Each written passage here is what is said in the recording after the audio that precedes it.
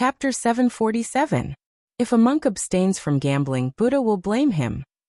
The old nun Jing Hui was watching the fight between Bai Xiao and Bai Lilu attentively. When she heard someone beside her asking her, she answered casually. Halfway through the question, she realized that something was wrong. The question was not asked by the nun beside her, but by a man's voice. The old nun Jing Hui suddenly turned around and saw a familiar man blinking at her. He looked quite cute. It's you. The old nun Jing Hui was very familiar with this man. When Phoenix just came in, he ran over and made a scene to confess his love to her. He failed to conquer Phoenix's heart, but he conquered the hearts of these nuns. All the nuns, including her, supported Phoenix and Fang Yan to be together. Unexpectedly, after not seeing him for several months, he once again appeared in Lotus Flower Temple. Donor Fang Yan, you came at the right time. The old nun Jing Hui grabbed Fang Yan's arm and said, "Help Phoenix, she may be in danger." "Don't worry, Phoenix will be fine." Fang Yan patted the back of the old nun Jing Hui's hand and comforted her. "Bodhisattva will protect Phoenix's safety."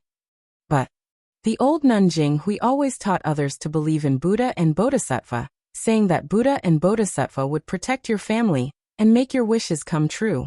But such words were just words. If they were really attacked by gangsters, it was better to ask for help from a master or call the police. Phoenix has been in the house for a long time, but she didn't come out even though there was so much noise outside. Maybe she fell asleep. Fang Yan said with a smile. How could she fall asleep? Even if she fell asleep. None, I came to protect Phoenix. Fang Yan felt the old nun Jing Hui's concern for Phoenix from the bottom of her heart. He said, "Don't worry. I won't let anything happen to Phoenix." Amitabha. The old nun Jing Hui chanted the name of Buddha and didn't force Fang Yan to enter the house to check. When Fang Yan and the old nun Jing Hui were talking, Bai Lilu and Bai Xiao had fought for hundreds of rounds. Bai Lilu's reverse punch was indeed unique. Every time they clashed head-on, he was able to gain the upper hand. Every time the fist and palm collided, Bai Lilu would only take 2 steps back, but Bai Xiao's entire body would be sent flying. And when Bai Xiao used the thunderclap sword technique to contend with Bai Lilu suffered greatly. His body was severely injured by the palm sword. The clothes on his body were shredded by the sword chi, and he looked to be in a sorry state. Clang! Bai Lilu sent Bai Xiao's body flying with another punch. This time, he took 4 steps back. He frowned, very dissatisfied with the results of this battle. Moreover, Bai Xiao was indeed a genius. In a short period of time, he had already learned to dispel his defying force. Although he was still very inexperienced, he was working hard in the right direction. I must finish the battle as soon as possible, Bai Lilu thought to himself. Defeat him before he truly grasps the technique of dispersing force, or even kill him. Bai Xiao's body flew in the air. Just as he was about to hit the wall, his feet kicked back, and he flew forward again. Bai Xiao's body landed lightly. His eyes did not look at Bai Lilu, but at the lotus pond at the side. Fang Yan felt Bai Xiao's gaze and looked up.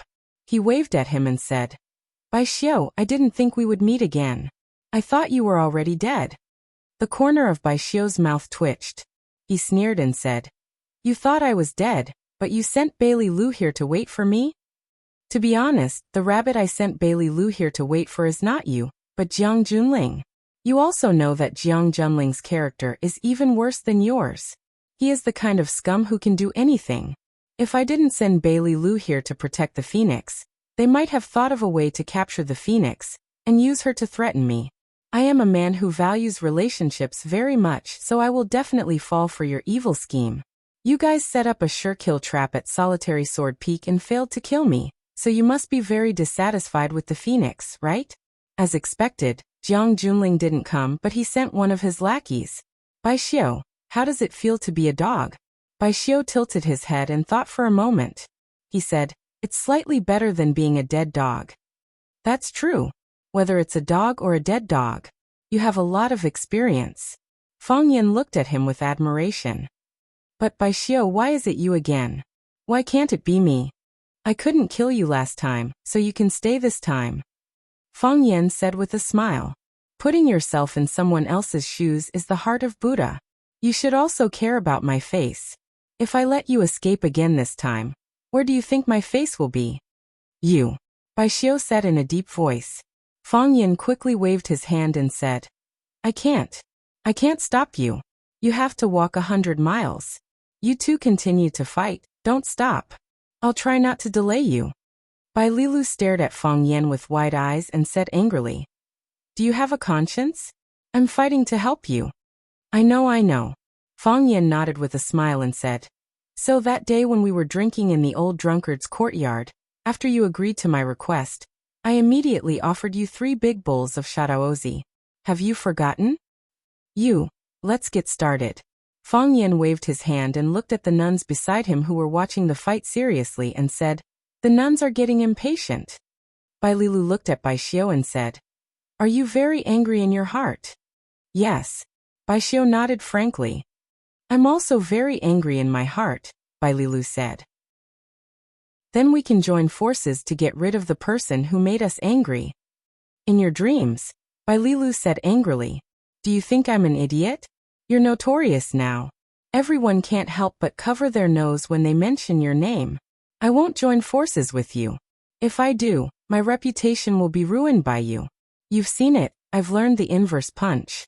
I'm preparing to become a boxing grandmaster and leave my name in history. A gentleman doesn't stand under a collapsing wall. I can fling my sleeves and leave now. I don't care if you guys fight to the death. But as I said, I've long wanted to try your thunderclap sword. So, use your full strength. Don't make me regret this trip. Bai Xiu looked at Bai Lilu calmly. After pondering for a long time he said, All right.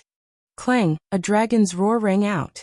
Bai Xiu pulled out a flexible sword from his waist. The flexible sword trembled, and the tip of the sword emitted a silver-white light under the light. He didn't say a word and rushed toward Bai Lilu with the long sword in his hand. Bai Lilu let out a muffled roar. He clenched his fist and attacked Bai Xiu. Clang, clang, clang. Bai Lilu once again displayed his destructive nature. He crushed countless bricks as he ran. The smile on Fang Yan's face gradually faded. He knew that the real battle was about to begin. Bai Lilu's inverse punch versus Bai Xiu's Thunder Phoenix sword. Who would be the final winner? One was light and the other was wild. One had an invincible fist, and the other had a sharp flexible sword. The collision between the two was a delightful thing to watch. Bai Lilu pushed out his glowing fist. Bai Xiu also stabbed out with the flexible sword in his hand. The tip of the sword created one sword flower after another. It was as if countless stars were lighting up around the fist. But Bai Lilu only threw that one punch. And he only had that one punch. The fist was like a rainbow. The power of the inverse punch contained in it was shocking. Boom! A muffled groan was heard. Sand and stones flew everywhere. The weeds on the ground were all broken. A strong airflow exploded. The nuns standing beside Fang Yin lost their balance and fell to the ground. Because Fang Yin used his body to block the attack of the airflow in time, the old nun Jinghui was able to stand up straight.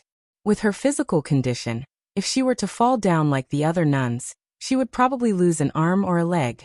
Fang Yin turned to look at the old nun Jinghui and asked, Nun, are you okay? I'm fine. The old nun Jinghui ran to help the other nuns. Fang Yin didn't stop her. He turned his eyes back to the battlefield. After this blow, Bai Lilu and Bai Xiu's bodies were both blown away. Bai Lilu's body flew very far away. After landing, he rolled all the way until he rolled to the side of the lotus pond. Bai Xiu's situation was better than Bai Lilu's. He used the flexible sword as a support. The tip of the long sword pierced into the wall. He used the long sword to support his body. The flexible sword in his hand was no longer soft. Because of the infusion of true qi, it was as hard as iron. Fang Yin walked to Bai Lilu's side. One of Bai Lilu's feet had fallen into the lotus pond. Fang Yin pulled Bai Lilu up and asked, Are you okay? I'm fine. Bai Lilu wiped the blood from the corner of his mouth. He stared at Bai Xiu with sharp eyes and said, This boy has an amazing learning ability. Bai Lilu was aiming at something. This was the first time he fought with Bai Xiu. His reverse punch was a peerless fist technique that he had just comprehended, at least he thought so. Before this battle, only the core figures of the Bailey family and Fang Yin knew about it. Bai Xiu, who was still very inexperienced when dispersing the force, completely dispelled his force this time, as if he had done this countless times before.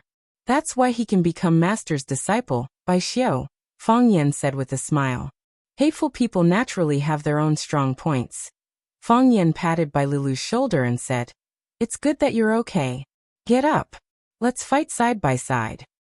Fight side by side? Bai Lilu's expression froze. He said, "That's not good, is it? 2 against 1? He took the initiative to say he wanted to fight 1 against 2. Fang Yan said angrily, "That's an insult to us. No one can insult us except ourselves." He said that. Fang Yan nodded with certainty and said, "He said that. I'll attack first. You follow." Chapter 748. But Bailey Lu wanted to tell Fang Yan that it was not heroic for 2 people to fight against 1 person. He, the great hero Bailey, could not do such a thing. It was too shameful. He was a big shot who was going to become a boxing grandmaster. But he could not say it, because it was not the first time he had done such a thing. He was a little annoyed. After being with Fang Yan for a long time, he could not help but have his moral bottom line dragged down to the horizon. As Fang Yan spoke, his body suddenly leaped high into the air. His body was like a cannonball, flying upside down towards Bai Xiu, who was hanging on the wall. His body rolled in the air. Then he slapped Bai Xiu's head. Whoosh! The shadow of the palm was like countless cloud-expelling palms, trying to seal and cover Bai Xiu. In the battle with Bailey Lu, Bai Xiu was already injured. His chest was stabbed by Fang Yan. Although the Tao addict, Song Zhenyang, used a precious ancient book to invite the medical addict, Qin Wuxia, to save him. However, Qin Wuxia was just a doctor, he was not a god.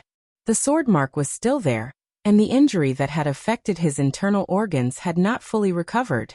He was an injured person, dragging his injured body to fight with Bailey Lu. In the last blow, he used his vital energy, and until now he was still vomiting blood. The blood he vomited was not only from his new injuries, but also from his old injuries. The current situation was old injuries adding on to new ones, and the situation was extremely dangerous. For people like them, they could feel the chirping of insects, and even the sound of flowers blooming. Naturally, he heard everything Fang Yan said. He wanted to cover the blood in his mouth and roar. "When did I say that I would fight against 2 people alone? I'm already injured like this, and I still want to fight against 2 people alone. Do you think I'm an idiot? Am I insulting you? Or are you insulting yourselves?" Of course, Bai Xiu could not say such words out loud. Because if he yelled and said that he did not say that, wouldn't it show that he was afraid of Fang Yan and Bailey Lu? He was indeed afraid, but he could not say such things out loud. A man needs his face, a tree needs its bark, and a puppy also wants a flowery coat. Men were very prideful. Otherwise, how could they be called men? While Bai Xiu was struggling in pain, Fang Yan's body had already flown down from the highest point. Like a shining meteor, he illuminated everyone's eyes as he flew towards Bai Xiu with an incomparably graceful and beautiful posture.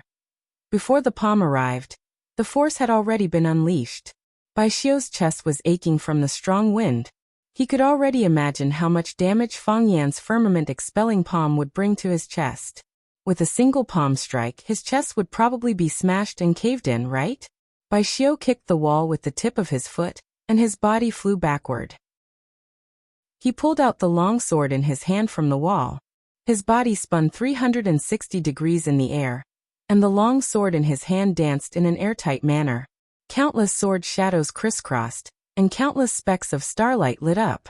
The sword shadows and starlight shrouded the direction in which Fang Yan was rushing from, imprisoning his entire body.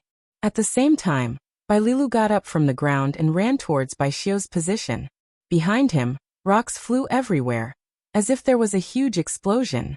When he was about to reach Bai Xiu's position, he stomped his feet and soared into the sky. Whoosh! His huge body turned into a cannonball, crashing towards Bai Xiu's figure in midair. Reverse punch. He punched out, and his entire arm blazed with green light. That green light was like a burning flame, spreading to his entire arm. Even the right side of his face was dyed with the green light. Bailey Lu's sleeves instantly turned into ashes, the fine powder drifting in the air. Fang Yan and Bai Lilu attacked the top and bottom respectively. The two attacked from both sides, wrapping Bai Xiao into a meat patty. Boom! Bai Lilu moved later, but arrived first. He punched at Bai Xiao's lower body. Whoosh! Fang Yan's palm struck out, and the surrounding air condensed, causing the entire space to distort. Crackle. This was the sound of the air burning, and a burnt smell permeated the air. Bai Xiao's robe fluttered, and his long hair, which was tied up by the black rope, flew in the wind. His eyes were piercingly cold, and his expression was solemn. He knew that this was the most dangerous moment of his life. It was even more dangerous than when he was lying on the ground a few months ago, and Fang Yan stabbed at him with his sword. The last time he was stabbed by Fang Yan, he thought he was dead, but then he came back to life. However, the worst outcome would be death. If he couldn't deal with the joint attack of Fang Yan and Bai Lilu today, he might be smashed into meat paste or turned into meat paste. They wanted to dismember him. Bai Xiao had no time to think. All he could do was unleash the full power of the thunderclap sword. As he thought this, the sky full of sword shadows turned into a single sword, and the sky full of starlight suddenly extinguished and disappeared. All that was left was that sword, that plain and ordinary sword. Even the old nuns at the side felt a little down in their hearts when they saw the beautiful flowers turn into such a plain and ordinary scene. It was like a drama had just entered its climax, and everyone was waiting for it to explode, but the actors had already begun to wrap up. The thunderclap sword's thunderclap sword. This was a sword of life and death. And it was also a sword that Bai Xiao comprehended after his resurrection. He broke through his own shackles and became a true master of the sword. With this sword alone, he could be ranked as a grandmaster. Like heavenly sword Lu Qinyang 100 years ago, he was a swordsman who understood the sword the best. Bai Xiao understood the sword. Swords were swords, and people were swords. People could get angry, and so could swords. People's personalities were different, so they would show different attitudes. Swords were the same. When you were happy, the sword you swung was happy. When you were sad, the sword you swung was sad. When your life is in danger, your sword will also feel threatened. If your heart started to feel fear, then your sword would be the first to feel fear, and you wouldn't even be able to control it. Fang Yan was as despicable as one. Bai Xiao was as one with the sword. As expected of the two most outstanding young geniuses of Swallow Fort. That ordinary-looking sword was no longer a sword, but Bai Xiao. It was very similar to Bai Xiao, silent, low-key, yet arrogant. The pride in its bones couldn't be hidden. That sword pierced through the qi, the cage, and the omnipresent space. That sword pierced straight into Fang Yan's chest, the place where his heart was. That was also the place where Fang Yan stabbed to kill him. Blood for blood, a tooth for a tooth. Bai Xiao coldly shouted. Fang Yan, you owe me this. This was Bai Xiao's pride. This was also the sword's pride. Bai Xiao's sword pierced straight at Fang Yan, and he only had his eyes on Fang Yan. He knew better than anyone else that it was impossible for him to kill Fang Yan and Bai Lilu, who were experts who were not weaker than him, with a single stab, unless the two of them stood side by side and let him skewer them like skewers. He ignored Bai Lilu, which didn't get Bai Lilu's gratitude, but made him hate Bai Xiao even more. Am I so much worse than Fang Yan? As he was thinking about this, Bai Lilu exerted all of his strength. One sword, one punch, one palm, 3 different ways of attack, 3 different kinds of qi flow. They hadn't collided yet, but the sword, fist, and palm wrapped in vital qi had already started fighting fiercely. The starlight in the sky rose again, then disappeared. Everything returned to peace. Bai Lilu's body was thrown out, and he fell into the lotus pond with a plop. Bai Lilu's body lay straight on the lotus pond, as if he was dead. 2 middle-aged nuns ran over to take a look, and hurriedly went into the water to salvage Bai Lilu. Although they were extremely afraid, monks were compassionate. If the person was not dead, and they didn't care, Buddha would blame them, and there would be trouble at the police station. I'm not dead. Bai Lilu suddenly opened his eyes, glanced at the 2 nuns, and said aloud. The 2 nuns were so scared that they kept retreating, and one fell into the pond. It seemed that the Bai Lilu who was not dead was more terrifying than the dead Bai Lilu. But I'm seriously injured, Bai Lilu said. Very seriously. Maybe I'll really die. The The two nuns looked at each other and walked over together. Each of them grabbed one of Bai Lilu's arms, trying to drag him out of the water first. Fang Yan retreated to the group of nuns. There was a wound on his chest, a wound that touched his flesh. The open flesh was oozing blood, gurgling out, and it flowed rapidly. Bai Xiu disappeared. The other nuns were panic-stricken. Only the old nun Jinghui and another older nun ran to Fang Yan with a worried face and said, "Benefactor Fang Yan, are you okay? Oh, you're seriously injured." "Thank you, nun, this I know very well." Fang Yan smiled and thanked her. After all, Bai Xiu's sword had cut his body. No one knew better than him how serious the injury was. "Should we call the police?"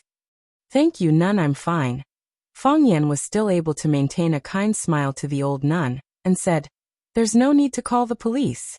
When the police arrive, the bad guy will be dead, and they can only take the good guy away. Only the thieves of Swallow Dock can do such a shameless thing." An old voice came from the sky. Everyone looked up and saw a man in a black robe appear on the roof. Bai Xiu, who had disappeared, was held in his arms. Bai Xiu had fainted, and his face and body were covered with blood. Chapter 749. The man on the roof was completely shrouded in a black robe and a black hat on his head, covering half of his face. Obviously, he didn't like to show his true face in front of others. One of his hands was pressed against Bai Xiu's chest, and a cloud of white mist rose.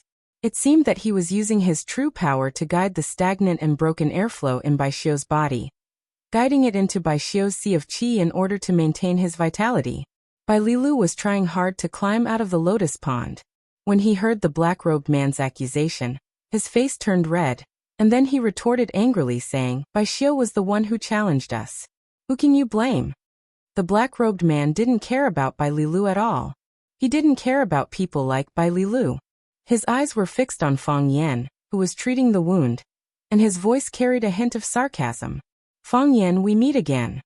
Song Zhanxing, you old man." Fang Yan gritted his teeth and scolded. While scolding, his hands didn't stay idle. He took out a bottle of red potion from his pocket, which was a good thing that only the Xian department could get. He quickly poured the potion on the open flesh, and the blood that oozed out immediately froze. He then took out a larger bottle and sprayed it on the wound. The mist-like substance covered the open flesh. Other than the bone-chilling cold, even the pain of the flesh tearing had disappeared. The newcomer was the Tao addict Song Zhanxing. Fang Yan remembered his voice. Even if he were to cremate himself, Fang Yan would know that the pile of ashes belonged to him. If he did not believe it, Fang Yan would let him try if he agreed. Just now, when Fang Yan and Bai Lilu attacked Bai Xiu, they wanted to completely eradicate Bai Xiu in one blow. As long as Bai Xiu was not dead, revenge would not stop. Only when Bai Xiu was completely dead could Fang Yan really give up on this enemy. Otherwise, he would still find ways to get rid of him. Bai Xiu was a thoroughly bad person. Moreover, he was a bad person with extraordinary skills and intelligence. Hooligans weren't scary. What was scary was a cultured hooligan. In Fang Yan's eyes, Bai Xiu was a cultured hooligan. He killed his own father, and for a long time, no one even knew that he was the murderer. He was as calm as usual, living his life in Swallow Dock as usual, reading books, practicing swordsmanship, and nodding to everyone he met, but he did not get close to them or stay away from them. From this, it could be seen how firm and cold his temperament was. Now his target was the phoenix. If Fang Yan hadn't asked Bai Lilu to come and help guard in advance, he would have succeeded this time. The phoenix had fallen into Bai Xiu's hands. If they used the phoenix to force him to do something that went against Fang Yan's conscience or his own heart, how should he deal with it? Bai Xiu must die, and the Tao addict must be punished. Just when Fang Yan and Bai Lilu were ready to join hands to kill Bai Xiu, in case something unexpected happened, Tao addict Song transplanting rice appeared again. He suddenly took action and pulled Bai Xiu out of the encirclement at the critical moment. Tao addict Song transplanting rice blocked the real killing moves of Fang Yan and Bai Lilu, so Bai Xiu had to bear less. "Ha ha ha, Fang Yan, in this world, only you dare to scold me like this. Don't flatter yourself." Fang Yan sneered and said, "There are many people who scold you, but you don't know it. Not only do I dare to scold you, but I also dare to kill you." Fang Yan, you are so naive. Tao addict was not angry with Fang Yan's words. She said, do you think you and the good-for-nothing who climbed out of the pool can kill me? Isn't that enough? Fang Yan asked with a smile. Of course not. Song transplanting rice said rudely.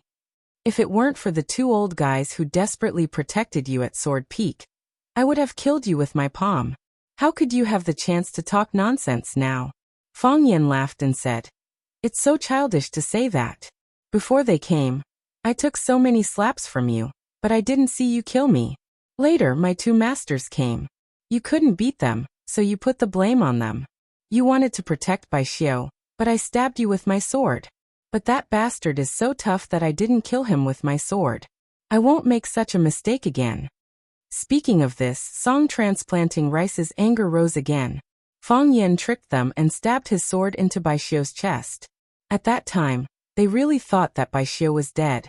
After the two old guys took the unconscious Fang Yan and the seriously injured Phoenix away, they also left Sword Mountain with Bai Xiu's corpse. Song transplanting rice touched Bai Xiu's body and felt that his heart was still beating weakly. Song transplanting rice immediately used the genuine qi in his body to protect his heart, and then asked someone to exchange the Tao ancestors' handwritten cure illness technique for the treatment of Qin Wuxia, the medical addict. In order to exchange for Bai Xiu, he had lost one of his favorite treasures. It was the only one in the world. The medical addict had coveted it for a long time, and finally had to give it to him as a consultation fee. Until now, he still felt his heart bleeding. If it weren't for Fang Yan, the cure illness technique would still be in his personal treasure house. Fang Yan, do you know? You will never be a match for Bai Xiu.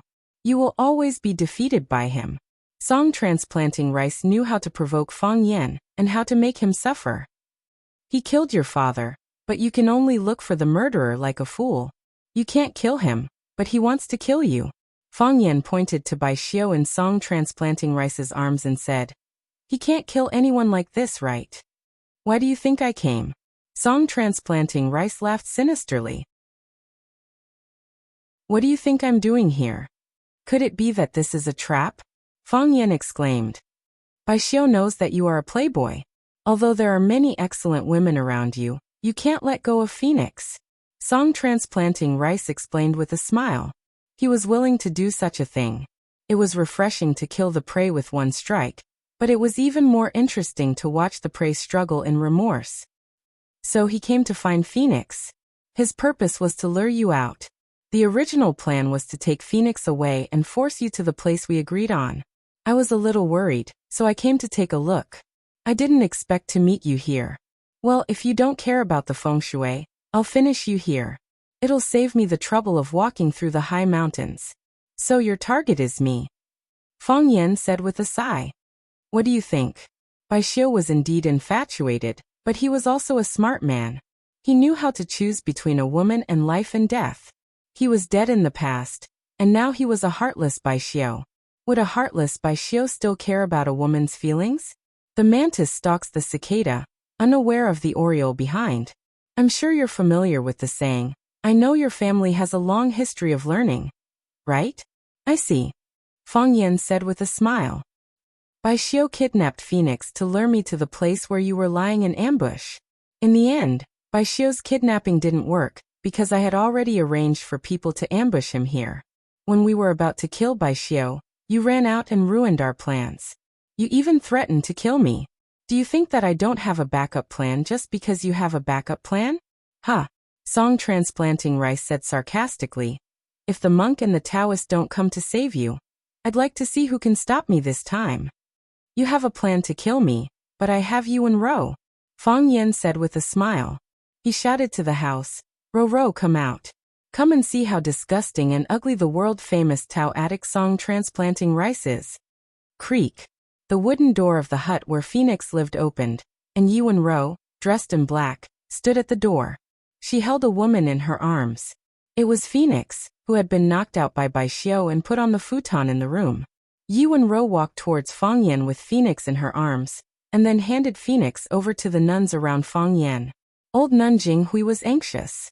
She grabbed Phoenix's arm and shouted, Phoenix, Phoenix, Phoenix, how are you? Although Phoenix did not enter Buddhism, she had a very good relationship with these nuns. They all treated her as their own niece. She will be fine, Yuan-ro explained softly. She was just knocked out. She will wake up after a sleep. Yuan-ro glanced at Fang Yan and said, I think it's up to you to decide whether to wake her up or not. Fang Yan nodded and sighed softly. Yuan-ro's approach was right, and it was entirely for his own sake. If Phoenix woke up and faced such a situation again, how would she feel?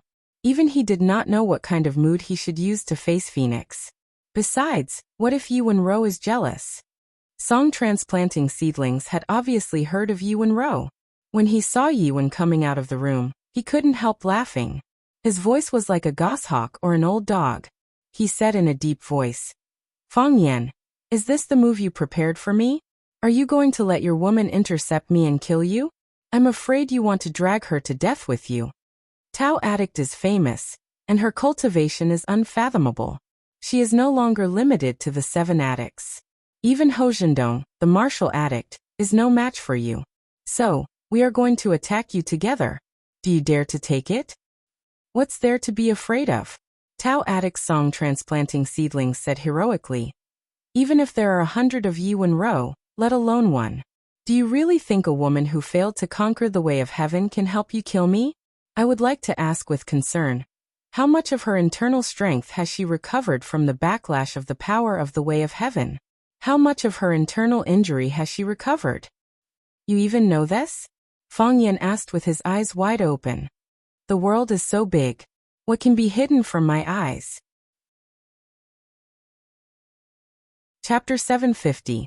Above the mountain peak, in the dense forest. From this angle, one could see the Lotus Temple at the foot of the mountain. The lonely mountain temple was just a small and dilapidated courtyard through the binoculars. A man in a black suit looked around with a pair of binoculars, with a contemptuous and arrogant smile on his face. The mantis stalks the cicada, unaware of the oriole behind. The most ridiculous thing about this sentence is that everyone thinks they are the oriole. But who is the mantis? Who is the cicada? The man said in a clear voice, if there were no mantis and cicada, how could the oriole behind covet? Young master, they are all mantis, only you are the oriole hidden in the back. A tall man said with a flattering face. The man turned around with the binoculars, and the big man's pig head suddenly pulled in front of him. He said with a smile, before the overall situation is settled, this kind of words don't count. In the Battle of One Sword Peak, we have already determined that we are the oriole, but what happened? Didn't we still fail? Failed miserably? Now the name Jiang Junling has become the biggest joke in Yanjing. What's there to be proud of? That was just an exception. The big man still said with some reluctance. Who knew so many things would happen later? Who knew that the old monk and the old Taoist would stand up to help him? If it weren't for those monks, we would have killed Fang Yan long ago. As the big man spoke, his face became pale, and he hurriedly explained, I don't have a problem with the monks. I respect the Tao Addict very much. The man in the suit smiled and shook his head. He threw the binoculars in his hand to the bodyguard next to him and said, how many people in this world can be free from the world of mortals? Monks are human beings. Taoist priests are also human beings. People have desires, and when their desires can't be satisfied, they can do anything. Although the big man didn't understand what the young master was saying, since he said so, it must be very reasonable. The man in the suit looked at a waterfall between the mountain streams on the left and said, the water is too small. It would be good if the water was larger. Everyone was shocked. A long-haired old man asked in a deep voice, young master, do you mean to flood the Lotus Temple? How could he do such a thing? The man shook his head with a smile and said, Master is down there. How could I put him in danger? Besides, with Master's help, Fang Yan's head will definitely fall to the ground. I hate Fang Yan, but Master hates Fang Yan even more. I'm sure he won't show any mercy. Eldest young master is right. The long-haired old man nodded and said, Mr. Tao Addict's kung fu is profound. I'm afraid his cultivation is no less than that of the 3 dragons. Some busybodies have listed him as one of the 7 addicts. That's not to show respect for him. but to limit the growth of his reputation. It was said that Fang Yan, who possessed the heart of Supreme Ultimate, was a rare genius of the Tao sect. If Fang Yan was compared with the Tao addict of the same period, he was just a clown. Unfortunately, the people of Taoism are jealous and narrow-minded. They are unwilling to let Mr. Tao addict inherit the throne and control the Tai Chi diagram. Otherwise, Mr. Tao addict would have been the master of Taoism long ago. Master is indeed a genius. There's no doubt about that. But Fang Yan does have some skills. Only by admitting the strength of the opponent can he really knock him down. Everyone nodded and deeply agreed. The man in the suit looked at the waterfall not far away. There were red flames burning in his eyes. The water is still a little small, he thought in his heart. Fang Yan didn't like arrogant people. He thought he was the best man in the world. But there was someone who came to him to brag. It proved that the other party was blind and didn't know his place. The world is so big. What can be hidden from my eyes? Fang Yan was very unhappy after hearing this. The world is so big. What can be hidden from your eyes? Ruan Qian flirted with a girl in Yanjing. Do you know how big that woman's chest is? Zhu Zaidan peed into the North Sea. Do you know how long his dick is? Qin Yitian. Forget it. I won't use Qin Yitian as an example. Fang Yan felt that these monks and Taoists liked to brag the most. They talked all day long as if he and Guanyin Bodhisattva and Buddha were good brothers. Come on, they don't even know who you are, okay? Fang Yan felt that he and the heavenly primogenitor were good brothers. Otherwise, how could he be so talented when he was born? Fang Yan looked at Tao addict Song transplanting coldly and said, since you agree, then let's get started. When Rowan and I are both younger than you, the food we eat is not even as much as the salt you eat. So outsiders can't say that we bully you. Song transplanting was stunned for a long time. He didn't feel that this guy was praising him. Fang Yan looked at Yuan Rowan and said, what do you want to say? Yuan Rowan looked at Fang Yan doubtfully and asked, what do I need to say? Before a fight, you always have to say a few harsh words. For example, I want to poke your eyes blind, I want to crush your balls, I want to tear your body into pieces. Yuan Rowan thought for a moment and said awkwardly, kill him. Ugh. Fang Yan was a little angry. He felt that Yuan Rowan's harsh words were not harsh at all. Ignorant boy. Tao addict Song transplanting put Bai Xiu's body against the ridge of the roof. Without any movement, his body had already floated down and stood in front of Fang Yan. If you want to fight, then fight. Don't waste our time. Fang Yan nodded and looked at Yuan Rowan. You attack, I'll sneak attack.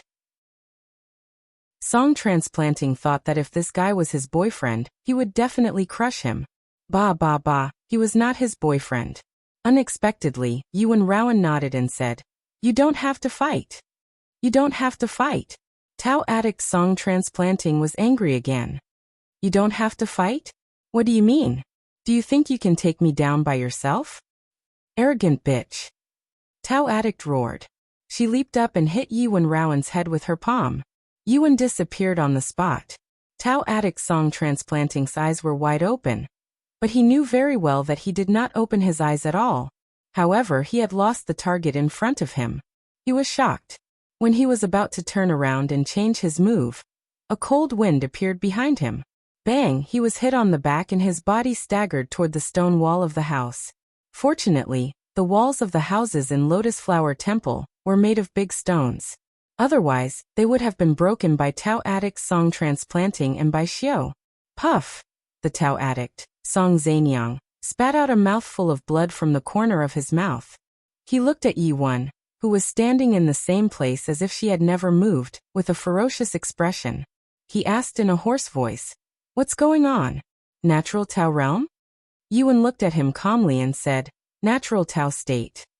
You have entered the natural Tao state? Tao addict Song transplanting's mind was racing, imagining all the processes that had developed to the present. Yuan had entered the natural Tao state. He did not fail but deliberately concealed it. What was their purpose? He wanted to use Phoenix as a chess piece to lure Fang Yan out to snipe him, but accidentally encountered a natural Tao state expert here.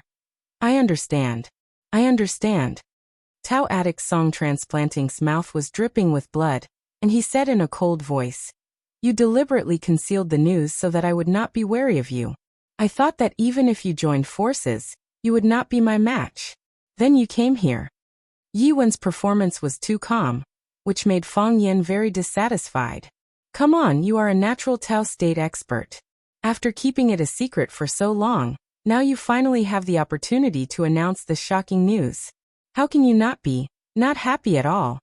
Fang Yan was very happy. He looked at Song Transplanting with a smile and said, "Didn't you just say that nothing can be hidden from your eyes in this big world? I thought you already knew about this matter. You were so surprised just now. So there are things in this world that you don't know?" Puff. Tao addict Song Transplanting spat out blood again. He did not know whether it was caused by Yi Wen's palm injury, or because Fang Yan used his own words to counterattack. "Don't be angry, it's not worth it." Fang Yan comforted him. "You are about to die anyway. She clearly failed. Why did she succeed?" Song Transplanting asked. "Everyone knows she failed. Even the Yi family said so." "It was a failure," Fang Yan said with a chuckle. "But then she succeeded again. Behind every successful woman, there is a man who is willing to sacrifice for her selflessly." Yi Wen was deeply in love with Fang Yan. So when she tried to climb to the natural Tao state, the test Heavenly Tao gave her was to sever her emotions. Yi Wen couldn't do it. She couldn't let go of her feelings for Fang Yan, so she suffered a backlash from Heavenly Tao. Her body was surging. The energy that she had mobilized to break through the door of Heavenly Tao had nowhere to vent. Finally, it ran wild in her body, but it couldn't find a way out. Yi Wen was unconscious. Her body temperature was rising. Her sea of energy formed a volcano. The volcano was getting hotter and hotter, and it was about to explode. At the critical moment, Fang Yan rushed in. He didn't know how to vent his anger, so he could only use the power of Tai Chi to move the volcano into his body. Fang Yan almost died. Until now, his heart of Tai Chi was still motionless, forming a dead fetus. In order to survive, Yi Wen was freed from the shackles of Heavenly Tao and became a Heavenly Tao state expert. Chapter 751. What the Yi family didn't know was that Yi Ro had already woken up before they broke into the stone room. She saw Fang Yan lying beside her in a dangerous situation, and immediately understood what had happened. She used her cultivation level as a Heavenly Tao realm expert to inject vital energy into Fang Yan, but eventually, she fainted once again due to overexertion.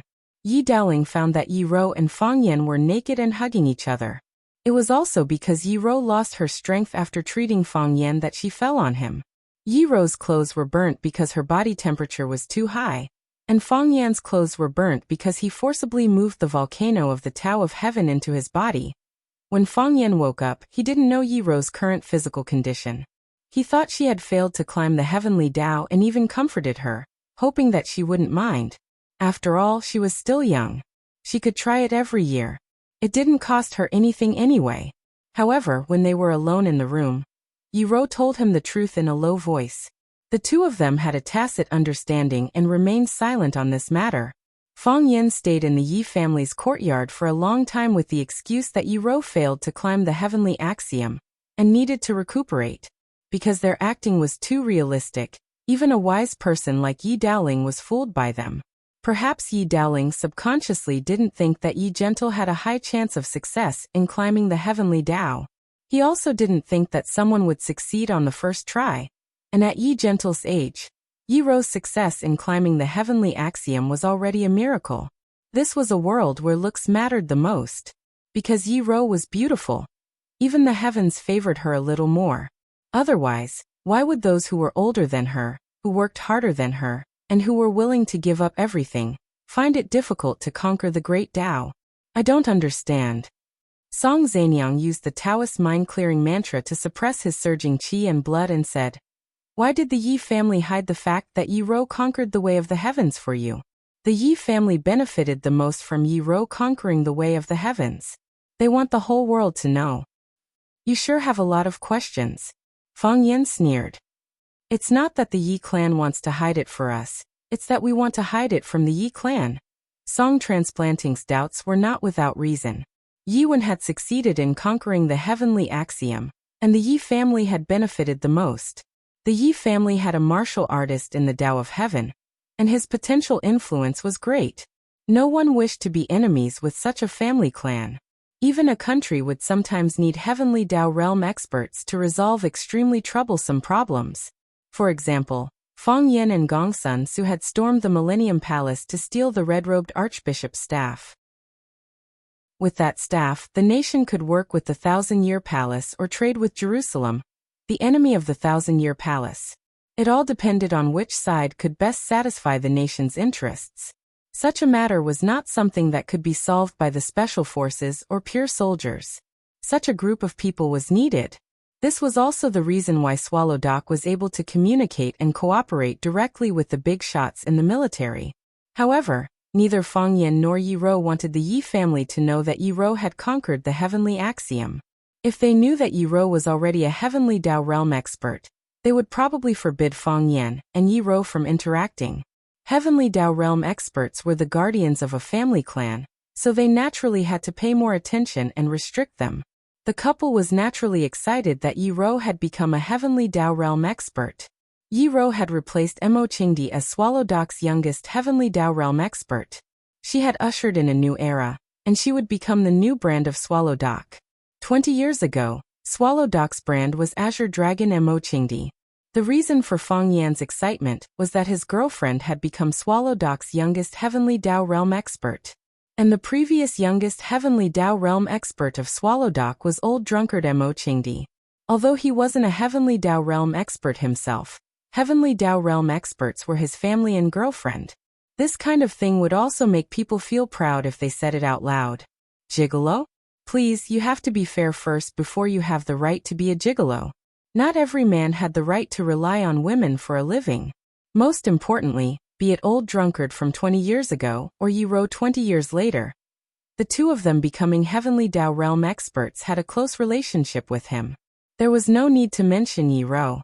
If not for Fang Yan risking his life to save her, sacrificing his heart of Taiji to help Yi Ro move the mountain, ignoring the possibility of Yi Ro ascending to the heavenly Tao, it was unknown if she could even keep her life. Therefore, Fang Yan was the man who supported Yi Ro's success. In the future, he might even become the man who supported her. Old drunkard Mo Qingdi was able to become a heavenly Tao realm expert because of Fang Yan's grandfather, Fang Huwei. If not for Fang Yan's grandfather taking Mo Qingdi in as a disciple and imparting all he knew to him, how could old drunkard obtain the great Tao through self-enlightenment, no matter how talented he was? Despicable, to even lie to his own family. Song transplanting cursed. These two young people were too shameless. They had achieved such great results, but they didn't tell their own family so that everyone could be happy with them. Even the Yi family really thought that Yi Ro had failed to ascend to the heavenly Tao. They never mentioned anything about Yi Ro outside, and even if someone asked, they didn't seem willing to say much. And it was because of this that Song Transplanting and company were assured, thinking that Fang Yan and Yi Ro were weak and easy to bully. Unexpectedly, the development of the plot was too sudden, and he had kicked an iron plate. Yi Ro had secretly and shamelessly become a heavenly Tao realm expert. Fang Yan laughed heartily and said, Song Zaniang, I have no enmity with you.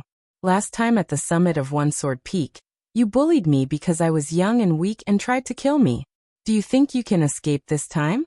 Song Transplanting had been through a lot, and after the initial shock he had calmed down a lot.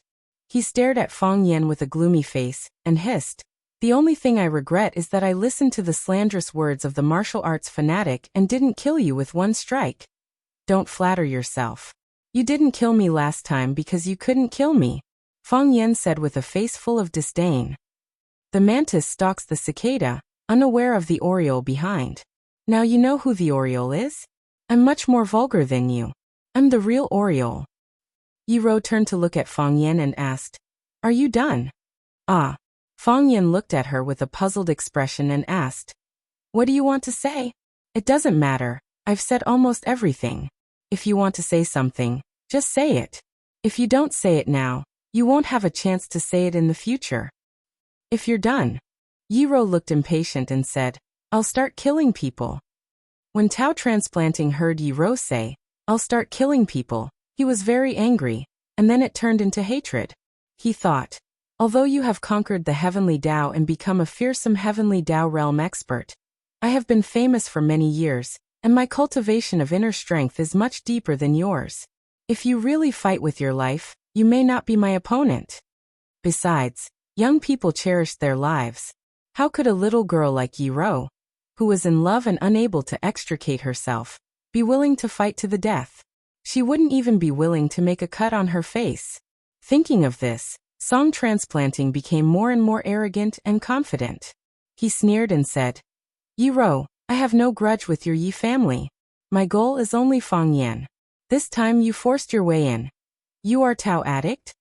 Yi Rou interrupted Tao Transplanting and asked in a cold voice. "Yes," Song Transplanting said loudly. "You are a boring person. You want to kill Fang Yan?" Yi Rou didn't want to give Song Transplanting a chance to speak at all. Her questions were more urgent and sharp. "Exactly. This guy. I'm going to kill you."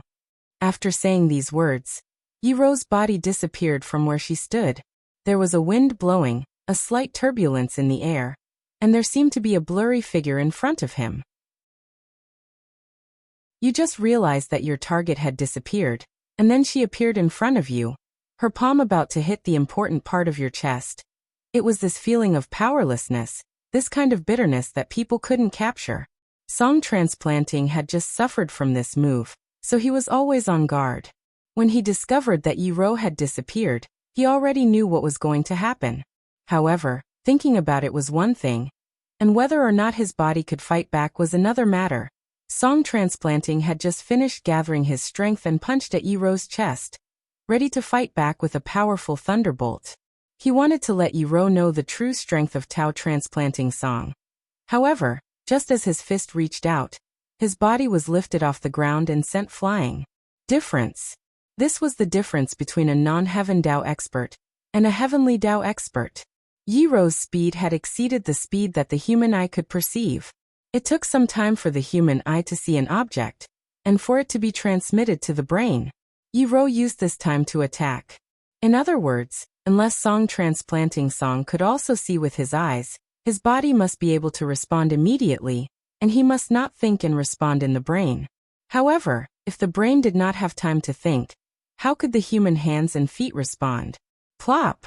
Tao Transplanting Song's body hit the stone wall again, and he spat out a mouthful of blood. Before he could take a deep breath, Yi Rou's body appeared in front of him again. Whoosh! He punched out. Clang! The stone wall could no longer support itself and collapsed with a rumble.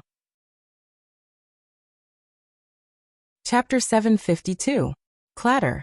The wood and gray tiles on the roof fell and buried the whole house. The stone wall collapsed, and the body of Tao addict Song Zanyang also fell into the room, and was buried by bricks and tiles. Bai Xiu also disappeared with Tao addict Song Zanyang. When Tao addict Song Zanyang wanted to come down and kill Fang Yan and Yi Rou by himself, he first put Bai Xiu, who was unconscious, on the roof ridge. Now the wall had fallen, the house had collapsed, and Bai Xiu's body was buried by bricks and stones. He fell in a coma, and now he was hit by these stones for a while. No one knew whether he was dead or alive. Dust and smoke were rolling, and stones were flying. Yi Rou did not approach. She stood outside the brick wall, waiting for Song Zanyang to come out of the ruins. Amit Ba. Old Nanjing Hui chanted. My God, these people knocked down the stone wall with their fists. It seems that there are gods and Buddhas in this world, because only gods and Buddhas can have such great power. Thinking of this, old Nanjing Hui decided to eat vegetarian and chant Buddhist scriptures more devoutly in the future. The sound was like thunder, and Phoenix, who was lying in the arms of a middle-aged nun, suddenly woke up. Her beautiful eyes sized up everything around her, making her feel full of doubts. Where is this? What happened? Senior Sister Qing Exine. Phoenix called the middle-aged nun's name. Phoenix, you're awake? Qing Exine's face was full of joy. Are you okay? Do you feel uncomfortable anywhere? I'm fine. Phoenix thought carefully. Before she fainted, she was talking to Bai Xiu. Bai Xiu did not die, and Bai Xiu wanted to take her away, but she did not want to go with him, and urged him to leave quickly. What happened later? Phoenix tried very hard to remember, but she could not remember anything else. Instead, she felt a burst of pain in the back of her neck, as if she had been whipped by a heavy object. "I'm glad you're fine," Qing Xian said happily. "Those people Phoenix looked up, and happened to meet Fang Yan's eyes. Phoenix opened her mouth slightly, wanting to say something. But when the words reached his mouth, he didn't know what to say. Fang Yan blinked and said with a smile, "You're awake?" Phoenix nodded. Fang Yan's natural carefreeness infected Phoenix. She thought that since he could do it so casually, there was no need for her to feel embarrassed. Besides, he was already a monk, or at least a quasi-monk. Just as he was about to sever all ties with the mortal world and attain peace and tranquility, all that love and affection were just fleeting clouds to him. What else could he not let go of? Thinking of this, Phoenix immediately felt much more relaxed. She wanted to get up from Qing Xian's bosom, but her head was still aching. Obviously, his sleep just now was not a good one. Seeing that Phoenix was about to get up, Qing Xian hurriedly helped her up. Phoenix looked at her collapsed house and asked with widened eyes, "What happened?" Fang Yan smiled embarrassedly. He pointed at Yi Rou, who was facing them with her back, and said he was knocked down by her. Knocked down? Phoenix saw Yi Rou. She came with Fang Yan and appeared in the temple where she lived in seclusion. It must have something to do with Bai Xiao, right? "I'm sorry," Fang Yan said with embarrassment. Rou didn't mean to be gentle. "It's mainly because that old guy song transplanting seedlings was too big and knocked down your house." Fang Yan said sorry for Yi Rou. Phoenix felt her heart was blocked by something. Yi Rou was his woman. Who was she? The vague decision in her heart, the heart that was moved by Nanjing Hui, was once again extinguished. "It's okay," Phoenix said in a hoarse voice. "Anyway, it's not a big deal." Was she talking about the house or herself? She probably couldn't even tell the difference between herself and the house. "I'm just a poor person after all," Phoenix thought in her heart. Lotus Temple had become a place of trouble, and she refused to return to the Yin family. Then where would she go in the future? "But you don't have to worry," Fang Yan comforted her. "When the time comes, we can help Nanjing Hui rebuild Lotus Temple. This place needs to be repaired." Phoenix's heart sank again. What did Fang Yan mean by this? Did he want to repair Lotus Temple and let her live a good life here alone? Although she did tell him so before. Why did he want to repair a temple for her? Did he want her to be a nun for the rest of her life? "You don't have to worry about it," Phoenix said somewhat angrily. "Someone from the Yin family came, and they left a sum of money for Lotus Temple. I will use that money to hire someone to repair the temple." "That's fine," Fang Yan nodded and said, "but now is not the time to talk about this." Before Fang Yan's voice died away, there was a cracking sound. Then Tao transplanting seedlings dressed in a black robe rushed out of the pile of bricks and tiles. A huge black shadow covered the sky and charged toward the ground like a rock spreading its wings. His expression was cold, and his eyes were murderous. This was not like the eyes of a monk at all. It was more like a butcher, a desperado. There were cuts on his face from the bricks, and bright red blood was oozing out of those cuts. His black robe fluttered like a big black balloon, and the hem of his clothes fluttered in the wind. His hands pressed flat, and a powerful white cyclone flowed between his palms. His hands seemed to be holding two transparent cauldrons, covering the ground.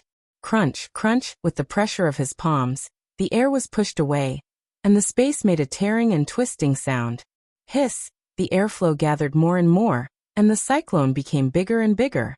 The two transparent cauldrons also turned into a huge stone mill. 100 seals of turtle breath. The unique skills of Taoism have rarely appeared in the world for thousands of years. It is said that this martial art has been lost for a long time, and the secret manual was destroyed during the Eight Kings Rebellion.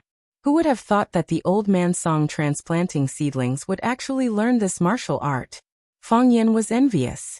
He had long heard that Tao transplanting seedlings, the Tao addict, had a very high status in Taoism. If he hadn't made a big mistake, the position of Master of Taoism would have fallen into his hands. If he had become the Master of Taoism, All the sects in the world would be under his control. At that time, he would have countless Taoist treasures and rare skills in his hands. Be it Buddhists or Taoists, these two sects were the richest organizations in the world. Even if Song transplanting seedlings did not become the master of Taoism, he must have stolen a lot of things when he left Taoism. These things greatly improved his strength, surpassed the boundaries of the 7 addicts, and advanced towards the heavenly Tao realm. Even Ho Zhendong, the martial addict of the 7 addicts, was ordered to kill because of his kindness.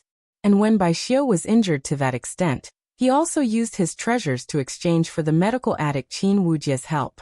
From this, it could be seen how rich this person was. Yi Ro felt a strong sense of threat. Her scalp went numb, and her long hair began to dance in the air. Because the pressure was too great, it caused her hair to want to leave her scalp and fly far away to escape. Her head was in pain from being pulled by those hairs. It was as if her entire body had been immobilized. She couldn't move or walk even if she wanted to. Whoosh whoosh whoosh. The dust under their feet was blown away. The weeds were so heavy that they couldn't even lift their heads. And even some small stones were blown far away by the airflow. Yi Ro's expression was calm as usual. Such a counterattack was within reason. Tao addict Song transplanting seedlings was one of the 7 addicts of Wuxia. Although he was extremely low-key and rarely appeared in front of others, it was said that his strength was unfathomable. However, it was said that his strength was unfathomable, and he was the strongest among the 7 lunatics of China. He was on par with the 3 dragons, and some even said that he had surpassed the 3 dragons and climbed to the heavenly Tao realm. Later, when Fang Yan returned from Huaqing, he told her that Song transplanting seedlings had attacked him. The fact that this old man could instruct the martial addict to do things for him proved his true strength. And Fang Yan, who had the heart of Tai Chi, had almost no power to fight back when they fought. Such an opponent was worth a good revenge. Immeasurable Lord! Tao transplanting seedlings shouted. His body accelerated again, and the airwave controlled by his palms shrouded the top of Yi Ro's head. Whoosh! The giant cauldron covered Yi Ro's whole body. The cauldron spun wildly, like a powerful tornado. And Yi Ro was in the eye of the tornado. The cauldron spun faster and faster, but its area was getting smaller and smaller. Its volume began to shrink, ready to reduce the area that Yi Ro could move. When it touched Yi Ro or any other object, it would explode. Its power was no less than a powerful Russian's latest military product, the K-33 Devil Grenade. Tao transplanting seedlings obviously had no patience to wait for the cauldron to tighten. He would never give Yi Ro any chance. As his body fell, he once again punched the cyclone. Another sword-shaped chi pierced the transparent cauldron. He wanted to pierce his own cyclone. Boom! The huge cyclone exploded, shaking the entire lotus flower temple. The bursting air currents were like rows of sharp blades that shot out in all directions. Those young nuns were hit by the airflow and were all pushed away, screaming. The old nun Jinghui didn't move, because she knew that Fang Yan would protect her. Just like what happened just now.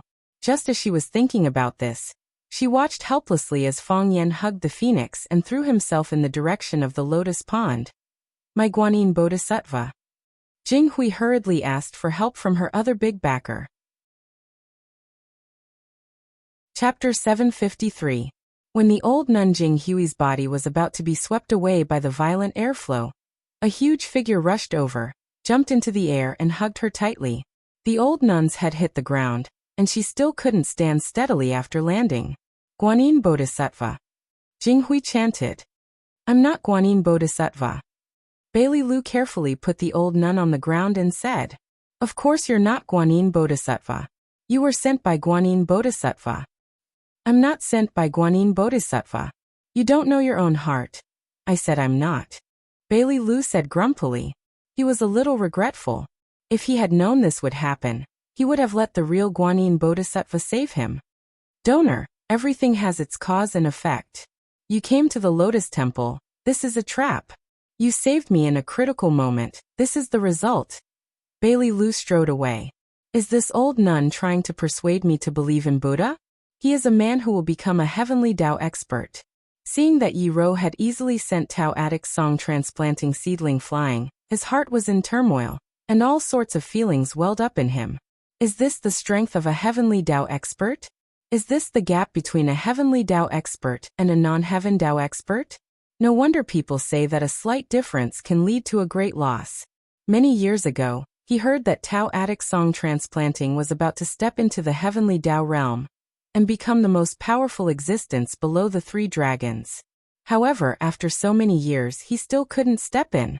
He didn't know what kind of problem was blocking him from the heavenly Tao when he was trying to climb the heavenly Tao. Bailey Lu didn't care whether others could enter the heavenly Tao realm or not. He only cared whether he could enter the heavenly Tao realm or not. Since Yi Rou entered, he must enter too, because this was the hope of the Bailey family for hundreds of years. It's hard to enter the heavenly Tao with godly fists. This sentence was like the Monkey King's band tightening curse, tightly binding them. Countless talents of the Bailey family worked hard day and night to break this curse, traveled mountains and rivers, visited famous experts, and challenged the heroes of the world. Everyone said that he, Bailey Lu, was the most promising man in the Bailey clan to climb the heavenly way. However, he knew very well that he was still very far away from that door. He didn't even know where that door was or what it looked like. Not being able to enter the door, whether it was the door of the heavenly Tao or the door of love, was the most tragic thing for a man. As Yi Rou had showcased the strength of the heavenly Tao realm, it left Bailey Lu agitated and excited. He even forgot about his heavy injuries. Fang Yan carried the phoenix's body far away from the battlefield, all the way to the edge of the distant lotus pond before settling down. A gust of wind blew past, messing up Fang Yan's hair, and snapping a large number of withered leaves in the lotus pond. Phoenix was held in Fang Yan's arms. After tidying up her long hair, she was about to ask if Fang Yan was all right when Fang Yan tossed her aside and flew back into the fray. Phoenix looked at Fang Yan's back and sighed softly. In the past, when this man had devoted his whole heart to her, she had no way to protect and cherish it. Now, he had devoted the same heart to another woman. Why did she feel so sad? Is this jealousy? She asked herself in her heart. After the big explosion, the ground was a mess. The dust and weeds in the courtyard were swept away by the strong airflow that was like a wave of light. It looked clean and bright. Yi Rou, who was in the courtyard, had disappeared. Tao Addict, song transplanting seedlings, who had descended from the sky, had also disappeared. The courtyard was quiet, as if nothing had happened. The beautiful woman in black who was calm and composed, the evil Taoist with his black robe fluttering in the wind, and the huge ball of light that was so bright that it was hard to open one's eyes. It was all a dream. It was a realistic yet illusory dream. However, on the stone wall not far away, there was a huge stone cave. The stone cave made a cracking sound, and large pieces of stone fell from the stone wall. Rumble! A large stone rolled down from the hillside, with sparks and lightning along the way. It looked impressive and extraordinary. Crack! It fell on the pile of stones on the ground. A crack appeared in the middle, and then it broke into countless small pieces. On both sides of the huge stone cave, Yi Rou and Tao Addict's song transplanting seedlings stood on a huge stone facing each other. Yi Rou's mouth was bleeding, and it seemed that she was seriously injured. Tao Addict's song transplanting seedling's long hair was messy, and his black robe was torn. He looked extremely embarrassed, unlike the sage-like appearance of the 7 addicts of Wuxia. Fang Yan was worried about Yi Rou's safety. He tiptoed on the ground, jumped several times, and rushed to Yi Rou's side. "Rou, are you okay?" Fang Yan asked anxiously. Yi Rou had been paying attention to Tao Addict's song transplanting seedlings. When she heard Fang Yan's question, she replied softly, "I'm fine." It had to be said that Tao Addict's song transplanting seedlings had been famous for decades, and it was indeed unique. The power of the 100 seals of the tortoise breath was really strong. Although she had already thought of a way to break it, it was still difficult to control the violent and deep energy when she made her move. Yi Rou knew that if she let this move of song transplanting seedlings explode on top of her head or around her, she would be smashed to pieces, and even the nuns around her would be in danger. Fang Yan and Bailey Lu could probably find an opportunity to escape, but what about the nuns? What about Phoenix? They were also human beings, and Phoenix was Fang Yan's first love. Humph! Yi Rou curled her lips coldly. Therefore, at the critical moment when the 100 seals of the tortoise breath was about to explode, Yi-Ro held up the Qi wave with both hands, using the Qi of the way of heaven in her body as a guide, and brought it to the stone wall in the distance. Although the 100 seals of the tortoise breath was thrown off, Yi-Ro's body was still attacked by the strong airflow. Her internal organs were injured, and she spat out a mouthful of blood. "Leave the rest to me." Fang Yan stared coldly at Tao Attic Song transplanting seedlings and said, "No." Yi-Ro refused. "Your body hasn't recovered.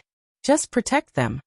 The black hat on Tao Attic's song transplanting seedling's head became pieces of cloth, so his thin, dry, and dark face, like that of an old farmer, was finally revealed. There were several wounds on his face, and blood was smeared on his face, which looked funny. Hearing the conversation between Fang Yan and Yi-Ro, he laughed, pointed at Fang Yan's face and scolded. "Fang Yan, you are a weak and incompetent coward. The person I wanted to kill was you, but I didn't expect you to hide behind a woman and let her protect you. Don't you feel ashamed?" "What can I do?" Fang Yan said helplessly. "I can't beat you. If you are a man, fight with me alone. Don't let a woman stand up for you. Otherwise you will be laughed at." "Yes. If I fight with you alone and get killed by you, everyone will think that I was brave and died a worthy death. Is that what you mean? You shameless brat." Fang Yan waved his hand and said, "Song transplanting seedlings, you just said that you wanted to attack me and my wife. Why do you want to fight with me alone now? You are the Tao addict, one of the 7 addicts of Wuxia. How can you talk like you are farting? You don't even abide by what you said, and you want others to listen to you? Aren't you afraid of being laughed at? But I can understand you. You know you can't beat Yi-Ro, and you are afraid. Now you want to run away? How dare you?" Song transplanting seedlings shouted angrily. "Fang Yan, do you really think that Yi-Ro, an expert who has just entered the heavenly Tao state, can be my opponent? If I want to leave, do you think you two good-for-nothings can stop me? You overestimate yourselves." "There's me." Bailey Lu walked step by step to the side of the gravel beach and said, "No matter what, you and Bai Xiu will stay here today." Fang Yan glanced at Bailey Lu and said, "Why don't you find Bai Xiu first? If he's dead, stab him a few more times. If he's not dead, stab him another 20 times." Bailey Lu sneered and said, "This is not something a man would do. Bai Xiu no longer has the ability to fight, so how can I attack him? Besides, he's buried in the rubble. Don't tell me you want me to dig him out. You'll have to work hard. I'll treat you to a drink when we get back. Why don't you kill Bai Xiu, and I'll treat you to a drink when we get back." Fang Yan looked at Song transplanting seedlings standing opposite him, and decided to first get rid of the most dangerous enemy in front of him. Since Bai Xiu was already buried in the gravel, he could dig him out after Song transplanting seedlings was done. If he was dead, he would stab him twice. If he was still alive, he would stab him 20 times. Fang Yan was really worried for Bai Xiu. Why did he have to resort to resurrection for no reason? Didn't he know that everyone hated zombies? This was cheating without any technical content. The Tao addict pointed at Fang Yan and laughed. She said, "Fang Yan, Bai Xiu killed your father, but you can't even avenge your father's murderer. Aren't you pitiful? Aren't you sad? Do you have a son?" Fang Yan looked at the Tao addict Song transplanting seedlings and asked, "You bastard." Song transplanting seedlings thought that Fang Yan was deliberately insulting him. Although he was not a qualified Taoist priest, he had never married in his life. Now Fang Yan asked him if he had a son. Wasn't this an insult? "That's good," Fang Yan said. "In that case, even if we kill you, we don't have to worry about someone jumping out to avenge you. You'll die for nothing." As Fang Yan spoke, he leaped and rushed toward Song transplanting seedlings. As he was in midair, a blurry figure had already flown past him, and then that figure and Song transplanting seedlings fought. "I love the heavenly Tao realm," Fang Yan thought to himself. "I love this woman very much." Even if the whole world scolded him for being a gigolo, he was still proud that he had a heavenly Tao realm wife. Chapter 754. Protect the Nun. Fang Yan shouted to Bailey Lu. Song transplanting was behind Bai Xiu. Were there any other villains behind Song transplanting? Fang Yan was worried about the safety of the nun, Phoenix, and the others, so he had been guarding them. Now that he was going to join forces with Yi Ro to deal with Tao Attic song transplanting, she needed Bailey Lu to do it. Good people always worked harder than bad people, because good people cared about everyone they interacted with or the onlookers. When Spider-Man, Iron Man, The Flash, Batman, and Superman fought with the bad guys, they had to save ordinary people who were thrown out by the bad guys at any time, because the bad guys never treated others as human beings. Fang Yan's heart jumped, and the strong burning sensation in his dantian came again. Since he moved the volcano in Yi Ro's body into his own, he often felt their existence. It was like a burning devil stirring up trouble in his body. Fang Yan tried to pull them out several times, but when he channeled his qi to his dantian, the small flame suddenly burned fiercely when it encountered his qi. The slight burning sensation turned into a scalding stimulus, making him feel as if a hole was about to be burned into his stomach. Every time he wanted to do something, it would remind him not to use too much force. This feeling was really helpless. However, even so, Fang Yan still rushed to Tao Attic song transplanting seedlings without hesitation. As song transplanting said, "Don't you feel ashamed to let a woman protect you?" Fang Yan pretended to be indifferent, but in fact he still cared. Shouldn't a man stand in front of a woman to shelter her from the wind and rain? How could he let a woman stand in front of him and risk her life for him? Fang Yan was a proud man, and proud men wanted to do something to prove their value, although it was a bit stupid to do so. But it was enough to help Yi Ro distract song transplanting for a while. Yi Ro vomited blood, and he felt sad and distressed.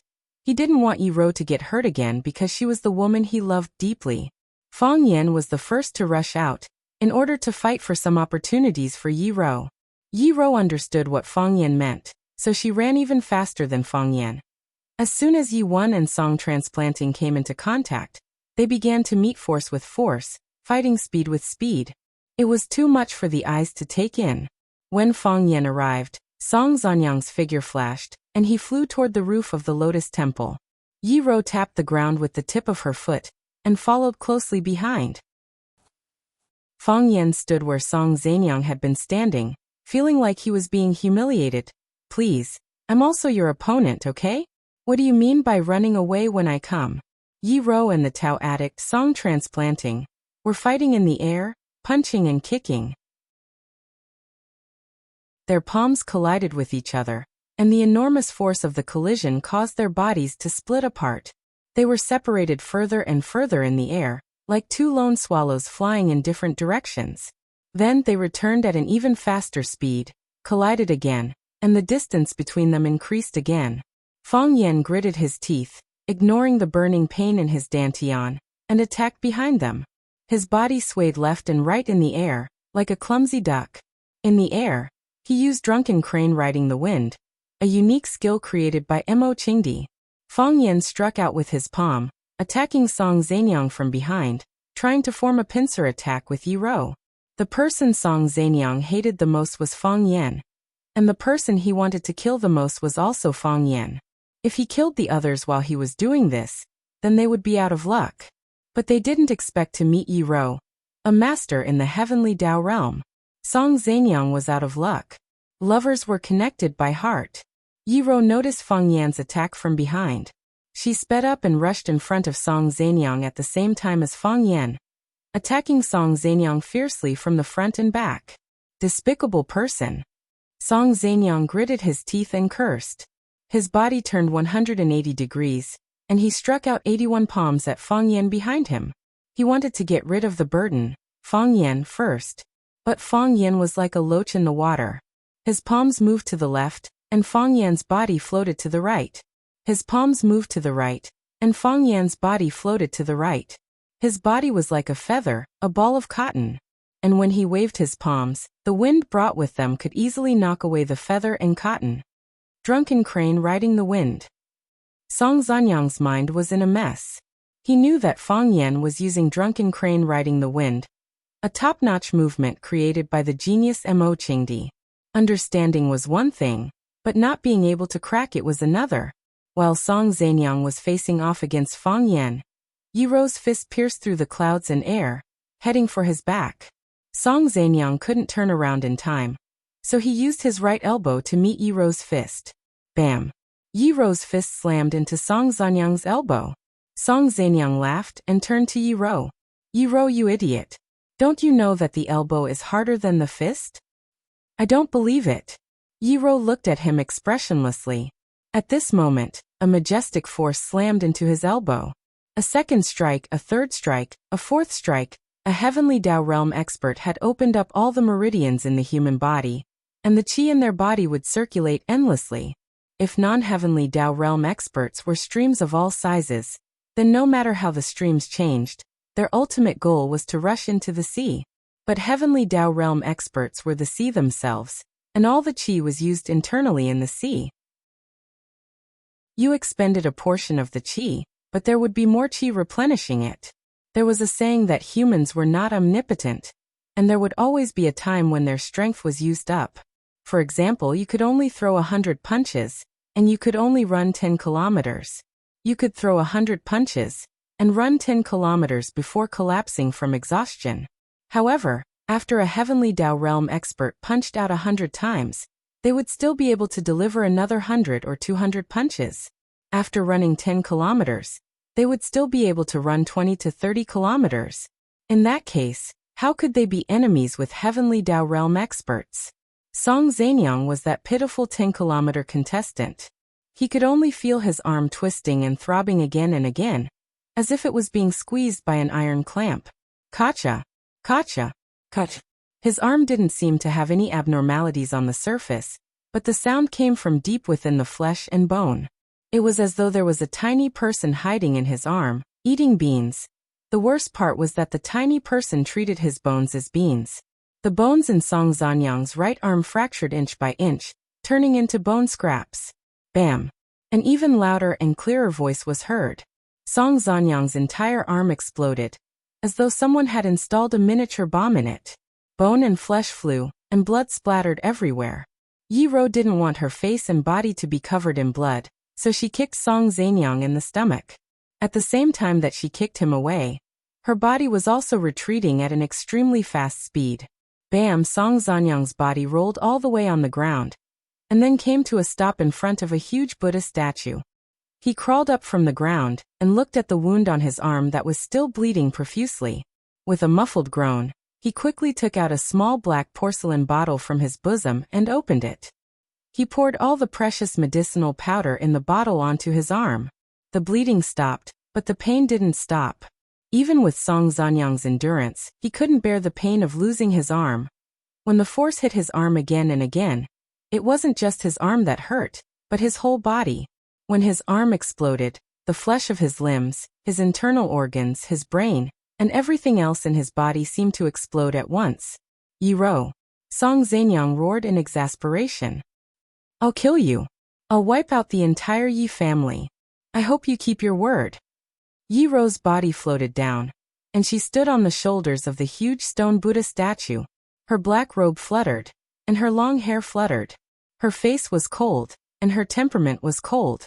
She looked like a goddess from the heavens. Song Zanyang kicked the stone Buddha statue, and a green light flashed between his palms. Crack! There was a crisp sound, and the stone Buddha statue cracked from bottom to top. There was a sharp whistling sound from the crack, and it was like a stone snake darting toward the soles of Yi Ro's feet. Yi Ro tiptoed, and she jumped high into the air. Then she fell at an even faster speed.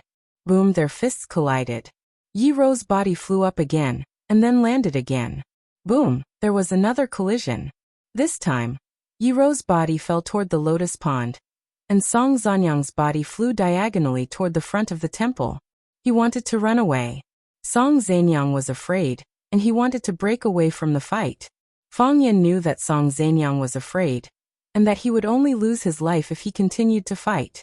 So to him, it was only a matter of time before he ran away. Because Fang Yin had expected that Song Zanyang would run away, he had been on guard against Song Zanyang's escape. Seeing that Song Zanyang was really running toward the front yard of the Lotus Temple, Fang Yin immediately chased after him. Old man, where do you think you're going? Fang Yin reached out for Song Zanyang's neck. Song Zanyang suddenly turned around, and stared at Fang Yan with bloodshot eyes, and then slapped at Fang Yan's head. 100 seals of the turtle breath. A transparent giant bell stretched out from Song Zanyang's arm, and with a whistling sound, it smashed toward Fang Yan's head. Bang! There was the sound of something breaking. Chapter 755. Die. Song transplanting roared hoarsely. Boom! The gigantic transparent air hammer was almost tangible as it smashed heavily towards Fang Yan's weak head. Dao Attic song transplanting had been famous for a long time, and his cultivation was unfathomable. Right now he wanted to kill Fang Yan with one strike before he escaped. Therefore he would not hold back when he attacked. This was not a deathbed struggle, but he did his best. This was the most powerful attack he had ever made, and it was also the reason why he wanted to kill someone so badly. Fang Yan, if I don't get rid of him, my Dao heart will never be at peace. Fang Yan was like a thorn stuck there, making it hard to swallow or move. If he did not get rid of this thorn, he would never be at peace, and he would never be able to step into the heavenly Dao realm he dreamed of. He really could not understand how that little bitch Yiwen could step into the heavenly Dao realm. If it wasn't for the fact that the heavenly Dao realm did not require the approval of a certain department in the country, he would have suspected that the department had done something behind the scenes for her. The hammer made a whirring sound, and then smashed heavily on Fang Yan's head. The principle of the turtle-breathing 100 seals was to mobilize the 3 pure qi in the body to transform, and then form a huge body of energy. This was what people often called a domain, which was somewhat similar to Fang Yan's Taiji realm. The only difference was that the turtle-breathing 100 seals could only be used once, and it would disappear after the explosion. Fang Yan's Taiji realm could be used continuously, as long as he was in a fighting state, or if he wanted to. Obviously, the Taiji heart was much more advanced. These days, who didn't carry a few flashy skills when they traveled the world? If you said you knew Black Tiger Steel's heart, donkey rolls, Zhang family crutch, Li Air scissors, Li Air would be embarrassed to say hello to a fellow practitioner. Even a heavenly Dao realm expert like Yuan found it extremely difficult to withstand Song Zanyang's turtle breath 100 seals. Eventually, she suffered a backlash from the violent force and was heavily injured, much less Fang Yan, a good-for-nothing who had even lost his heart of Taiji. Song transplanting swung the hammer. All he needed to do was let the ring of light touch Fang Yan's head. In that case, the energy condensed by the 100 seals of the turtle breath would explode, directly tearing Fang Yan to pieces. He couldn't even find a complete bone. I'm going to tear Fang Yan's body into 1,000,000 pieces. I'm going to tear him into 1,000,000 pieces. That was what Song transplanting seedlings was thinking. Fang Yan was stunned for a moment.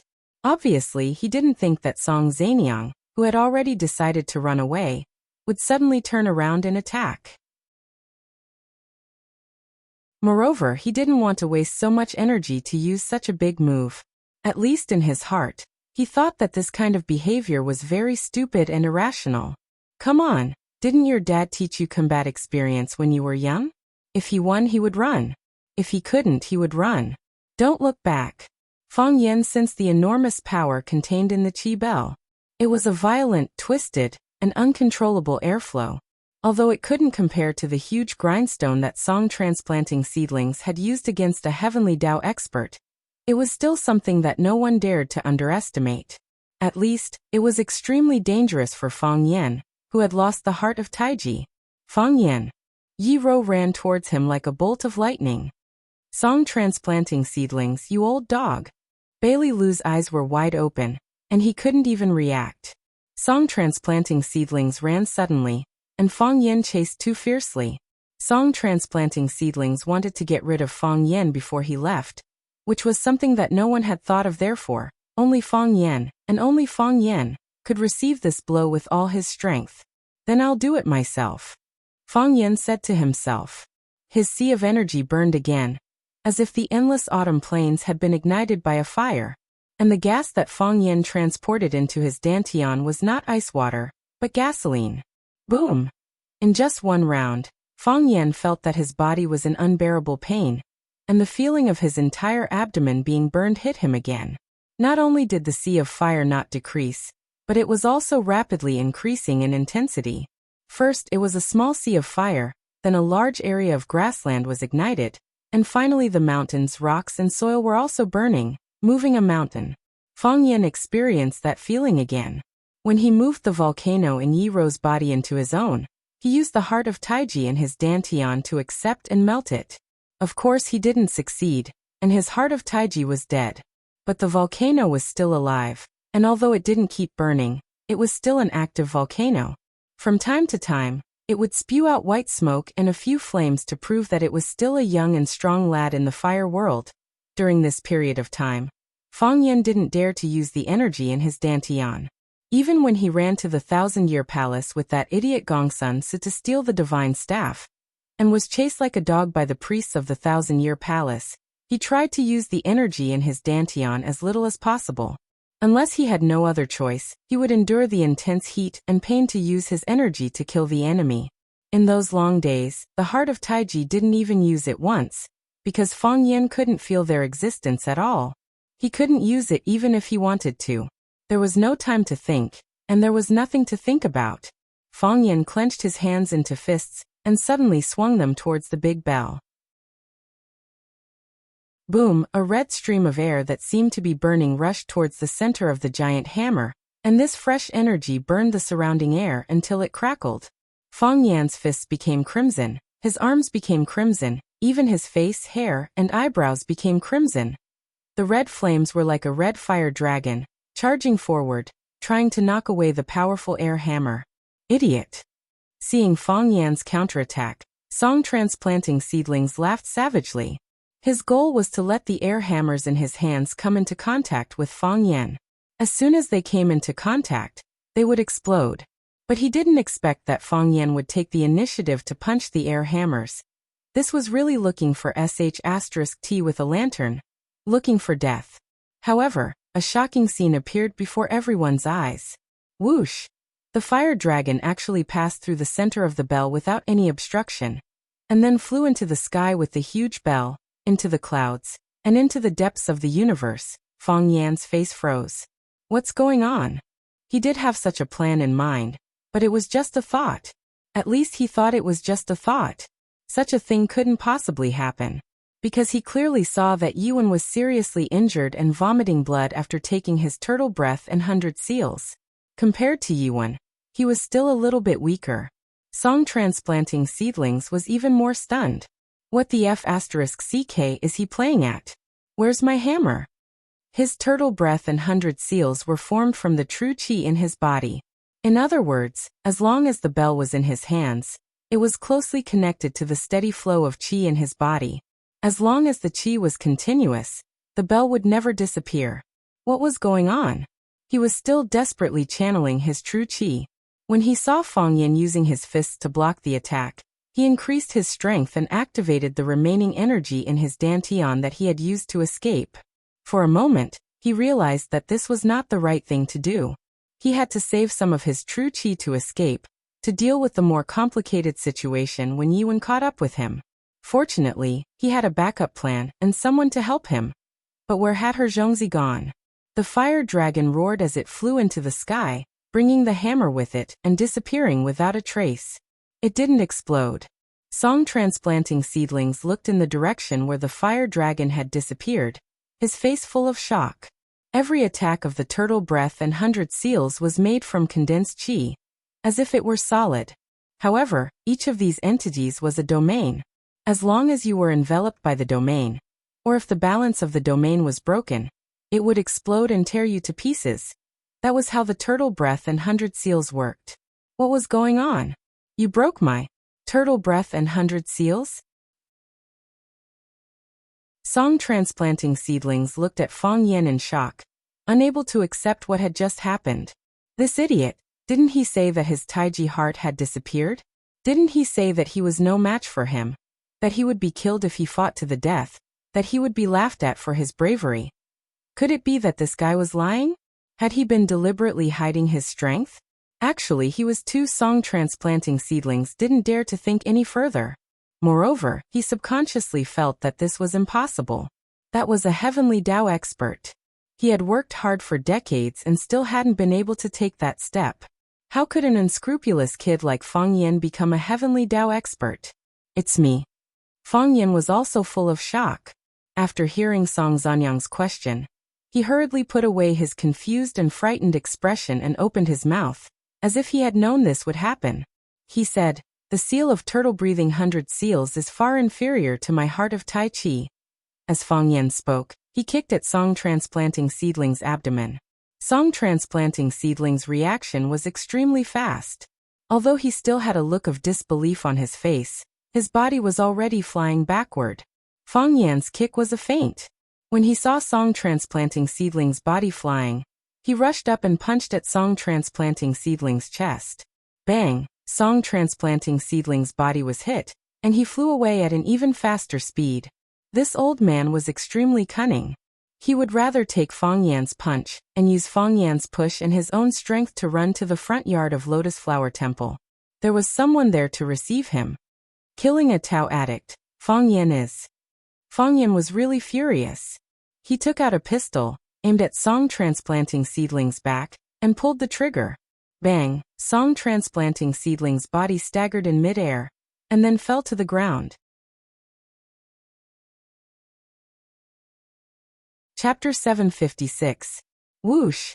Yi Rou's figure appeared like a ghost beside Fang Yan. She arrived almost at the same time as Fang Yan's landing, which showed how much she cared about Fang Yan. She stood in front of Fang Yan and looked at Fang Yan anxiously, asking, "Are you okay?" "I'm fine." Fang Yan shook his head and said, "What was going on just now? Where's Song Transplanting's hammer?" Clang, clang, clang. Bailey Lu also rushed to Fang Yan's side and looked at Fang Yan anxiously. He looked him up and down and asked, "You won't die, right?" "I won't die," Fang Yan said. "What was going on just now? Where's Song Transplanting's hammer?" If Fang Yan was fine and wouldn't die, then Tao addict Song Transplanting would be the unlucky one. Everyone's eyes turned to Song Transplanting, focusing on the bleeding muzzle on his back. Song Transplanting was seriously injured. After falling to the ground, he didn't move for a long time. When he was a little more awake, he wanted to get up from the ground, at least to change to a slightly more dignified posture. But he found that his body was in pain and his strength was quickly fading away. Not to mention getting up, even turning over was extremely difficult. He moved a little, changing his lying posture into a forward posture. He stared at the gloomy sky with grief and indignation, unable to accept what had happened in front of him. He was the one who wanted to kill Fang Yan. Why did he end up in such a miserable situation? "Where's my hammer?" Song Transplanting asked aloud. "I'm not very sure," Fang Yan said with a puzzled look. "It seems that my fire dragon took it to the sky. Why can your fire dragon take my hammer to the sky?" Song Transplanting began to cough violently when he asked this question. As he coughed, his mouth was covered with blood. His internal organs were seriously injured. Every time he coughed, a lot of blood spurted out. "You don't have the heart of Tai Chi anymore, do you? How can your strength Chi condense and materialize?" "I don't know much about it. Wait for me to go back and study it," Fang Yan said embarrassedly. Faced with the humility of others asking for guidance, he, as the master of the fire dragon, did not understand the principles behind it. His heart was filled with guilt, and he felt that he did not deserve to be a good teacher. After all, it just happened. I also need some time to think about some of the contents. "Why are you using a gun?" Song asked. "We're all from the inner Jianghu, so it's inevitable for us to compete and learn from each other. We don't have to worry about using knives and swords. Why do you use a spear?" When Song Transplanting Seedlings asked this question, Yi Rou and Bailey Lu also turned their eyes to Fang Yan's face. Yeah, how could this guy use a gun? How could he have a pistol at such a crucial moment? There were many grudges and grievances in the rivers and lakes. If you had an arm chopped off, you would think of a way to chop off the other party's arm. If you had been stabbed by an enemy, you would think of a way to stab him a dozen or 20 times. However, there had never been such a case where you used a gun to blow up the other party's head after your arm was chopped off. Everyone came to an agreement and formed a non-existent rule that everyone followed. No firearms. Besides, for these masters of the inner Jianghu, what was a gun? What was a bullet? In the world, Martial arts were the highest. This was their dignity and pride. It was a forbidden area where they could not get along with firearms. However, King used a gun. This was cheating, against the rules, and would be despised by others. Fang Yan felt even more embarrassed. His cheeks were burning with pain. His eyes avoided eye contact with Yiro and Bailey Lu's eyes, and he did not want to look into Song Transplanting Seedling's condemning and questioning eyes. He explained in a dry voice, "Poverty stunts ambition, so I brought a gun as insurance. You also know that my Tai Chi heart had disappeared. Your martial arts were too good, and you ran too fast. I was afraid that I wouldn't be able to catch up with you, so I accidentally took out a pistol from my pocket and shot you. I didn't do it on purpose. I hope you don't mind too much." Fang Yan's heart of Tai Chi became a stillborn fetus. If he used his internal strength, he would have to bear the fire. Fang Yan suddenly felt very insecure, especially when he was dealing with a group of inner Jianghu monsters. His heart was filled with a sense of inferiority. When he was carrying out a mission in the Millennium Palace, he and his friend Gong Sunqi experienced a life-and-death escape.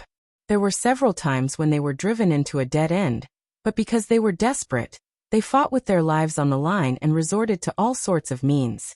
Finally, they had the chance to escape from that hell and return to Wuxia alive. It was also this experience that made Fang Yan feel the beauty of life and the importance of life. He had to live for himself, for his family and lover. He couldn't die, he had to protect himself well. So when he came out to protect Phoenix, he deliberately prepared a gun with him. Things like guns were not omnipotent. For example, when he fought with Song Transplanting Seedlings alone, he had no chance to take out a gun or shoot. Even if he took out a gun, he might not have a chance to shoot Song Transplanting Seedlings. Because just as he raised his gun, Song Transplanting Seedlings might have already rushed in and twisted one of his arms. People like them, the speed of moving and dodging was faster than the speed of a bullet. When he swung the fire dragon that pierced Tao Transplanting Seedling's chi hammer, both Song Transplanting Seedling and Fang Yan were a little dazed. They couldn't figure out what happened in the middle of it all. Song Transplanting Seedling even began to be suspicious, thinking that Fang Yan was also a heavenly Dao expert who was hiding his strength, take advantage of an illness to kill.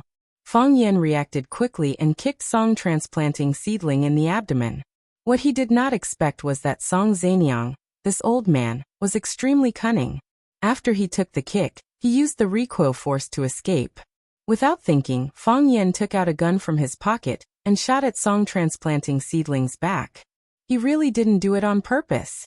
Song Transplanting Seedling wanted to say, "If King mind. I mind so much that I'm about to die, okay? I'm sorry this time. If you have any requests, just tell me." Fang Yan looked at Song Transplanting Seedling's twisted expression and couldn't help but ask. He was a kind person, but he couldn't bear to see others look so pitiful. Whenever someone looked at him like that, he would instantly feel sympathy. Even if the person he was facing was the Tao Transplanting Seedling, who he hated to the bone. "Please." Song Transplanting Seedling didn't finish his sentence before he coughed violently again. He coughed so violently that a large amount of blood sprayed out, and then fell on his face and body. The Tao Transplanting Seedling of the generation, at this time, looked really tragic. "Don't worry, if you have something to say it slowly," Fang Yan comforted him. "Except for you, no one is in a hurry anyway. Kill me," Song Transplanting Seedling said in a hoarse voice. He knew that his important internal organs had been pierced, and even if someone helped him back, he probably wouldn't live past today. Now he was hanging on to his last breath, and he didn't want to die so pathetically. "Don't use the gun." He wanted Fang Yan to punch his head. He wanted Fang Yan to smash his chest. He wanted Fang Yan to break his neck. He wanted Fang Yan to, no matter what, don't use the gun. He was the Tao addict, one of the 7 addicts of Wuxia. And he was a famous figure in the Jianghu. He was a legend of his generation, and he was admired by countless people. He didn't want to wait until after his death. When people in the Jianghu talked about him, they would say something like this. Song Transplanting Seedling was a hero of his generation, and although he didn't manage to enter Taoism, his cultivation was unfathomable. And he was the most outstanding figure in Taoism in 100 years. Unfortunately, he was shot to death by Fang Yan. He was so afraid that the last sentence would be stuck on his head and destroy his lifelong reputation. He hoped that he died in battle, killed by the peerless godly kung fu of the Jianghu. This was very important, and it was difficult for people who were not in the Jianghu to understand. That's the request? Fang Yan asked. That's the request. Song Transplanting Seedling was delighted. Fang Yan agreed. This guy wasn't as bad as he thought he was. Although he was already very, very bad in his mind, the Fang Yan in his mind was still worse than the current Fang Yan. Are there any other requests? Fang Yan asked. No. Song Transplanting Seedling's eyelids were getting heavier, and he could barely keep them open. He knew that he was going to die, and he was anxious. If Fang Yan didn't make a move, he would be shot to death by Fang Yan. He would be marked on the pillar of shame in history, and he couldn't accept such a fate. This is your last request before you die. Fang Yan couldn't help but laugh, and said, I hate you so much, how could I agree to it? Song Transplanting Seedling's eyes were already closed, but his body was still twitching violently. He was very angry, really angry. If there was another chance, he really wanted to jump up and beat up Fang Yan. He wanted to eat his flesh and drink his blood. Why did he mistakenly believe the words of Ho Zhendong, the martial arts addict, and not kill him? Facing such scum, he should have crushed him to pieces the moment he met him. Under the gaze of Yi Ro and Bailey Lu, Fang Yan smiled shyly, then raised the pistol and pulled the trigger at Tao Transplanting Seedling's body. Bang! Bang! Bang! He finished the remaining 5 bullets in the pistol in one breath. The Tao Transplanting Seedling closed his eyes forever. He died with everlasting regret. Chapter 757. Fang Yan still felt that it was not enough to vent his hatred even after he had shot all the bullets in the pistol. The bad guys were killed, but could the good guys who were harmed by them come back? His father, who was scolded as a good-for-nothing by some people in Swallow Dock because he liked calligraphy and painting and hated kung fu. He was a man who loved his wife and son deeply. Was he going to die in vain? The old man who lost his son and his hair turned white overnight, and the lonely woman who lost her husband. Could the trauma they suffered be made up for? Would they be able to find happiness again? The old man no longer stared at the King Kong eagle, and the woman no longer carried a basket to pick melons and weeds in front of her husband's grave every day. Her main purpose was to talk to her husband for a while. Those bad guys, they deserved to die. You killed him. Bai Lilu stood beside Fang Yan and said in a low voice, Was it cruel? Fang Yan turned and smiled at Bai Lilu. His smile was dry and his eyes were red. He looked like he was about to cry. Song Transplanting was dead. He killed him with his own hands. But he didn't feel the pleasure of revenge. You see, I didn't even agree to his last request. I just shot him to death with a gun. I made holes in his body. The Tao addict, who was so famous, was killed by me with a gun. Did I have no bottom line? Did I not care about Jianghu morality? Bai Lilu frowned and looked at Fang Yan with scrutiny. He said, Did you hit your head? When did you have a bottom line and talk about Jianghu morality? Only a fool would talk about Jianghu morality with such a person. Bai Lilu spat at the Tao addict, Song Transplanting. They killed your father and broke up your family. This time they want to kidnap Phoenix to threaten you. If you fall into their hands, do you think you will still be alive? What do you think they will do to you? A dignified death? I'm afraid that when the time comes, they'll make you beg for death. Are you crazy to talk about morality with such people? I'm just saying. Fang Yan chuckled. I just think it's boring. How is it boring? They were in cahoots with Bai Xiao. Song Transplanting was Jiang Junling's teacher, and Bai Xiao was Jiang Junling's lackey. Why would Bai Xiao do this to your family? Isn't it because you offended Jiang Junling? And Jiang Junling wants to exterminate your entire family? It's not too much to kill such a person 100 times over. What's there to feel sorry about? I'm not feeling sorry for him. Fang Yan shook his head, knowing that Bailey Lu did not understand the meaning of his words. They killed my father, and then I killed them. And what did we get for that, anyway? I lost my most important family. They lost their lives. What's the point? Bailey Lu thought for a long time and said, There are bad people in this world, so there are good people. When bad people do bad things, unless you don't make a sound, you are a good person. Bad people will come to you to take revenge. When bad people bully others, you can pretend not to see it. But if the bad guys bully you, can you pretend that nothing happened? I can't do it, and you can't do it. So, we are natural enemies. They want to kill us, and we want to kill them. Sometimes, when I think about it, the world is really very simple. Yi Rou came over and held Fang Yan's hand tightly. She didn't care how Fang Yan killed Song Transplanting. She only cared that the man she loved was alive. And the bad guy who wanted to kill her man was dead. This was more important than anything else. Jianghu morality? Warrior spirit? Please, that was something only the living were qualified to talk about. She wanted her man to be a villain. As for abiding by Jianghu morality and promoting the warrior spirit, she could let others do it. She was even willing to do it herself.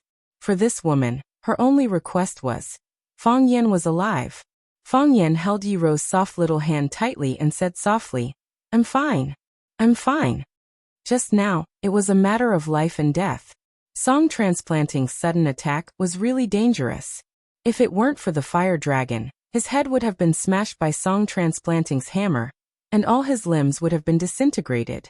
If it weren't for the fire dragon, if he couldn't resist it, he and Yi Rou would have been separated forever. This warmth after a battle, this surprise after death, really made him cherish it very much. Fang Yan wanted to live. He wanted to be with Yi Rou, his grandfather, his mother, and all the people he cherished. Bailey Lu saw Fang Yan and Yi Rou holding hands tightly and their eyes full of love, as if nothing had happened. He said, there's another one. Bailey Lu knew the relationship between Fang Yan and Yi Rou, so he never thought of marrying Yi Rou. Sometimes he felt that the elders in his family were very stupid. Such two outstanding young people. Could they just rely on the dignity of the elders and the glory of the family to threaten and force them? Fang Yan nodded and said, let's go and have a look. When the three of them walked back to the backyard, Phoenix and the nuns of Lotus Temple came to greet them. Phoenix saw Fang Yan and asked with concern, Fang Yan, are you all right? Then she looked at Yi Rou and Bailey Lu and asked, are you all right? I'm fine. Fang Yan said with a smile. It's good that you're fine. Phoenix was clearly relieved. Where's the Tao addict? Dead.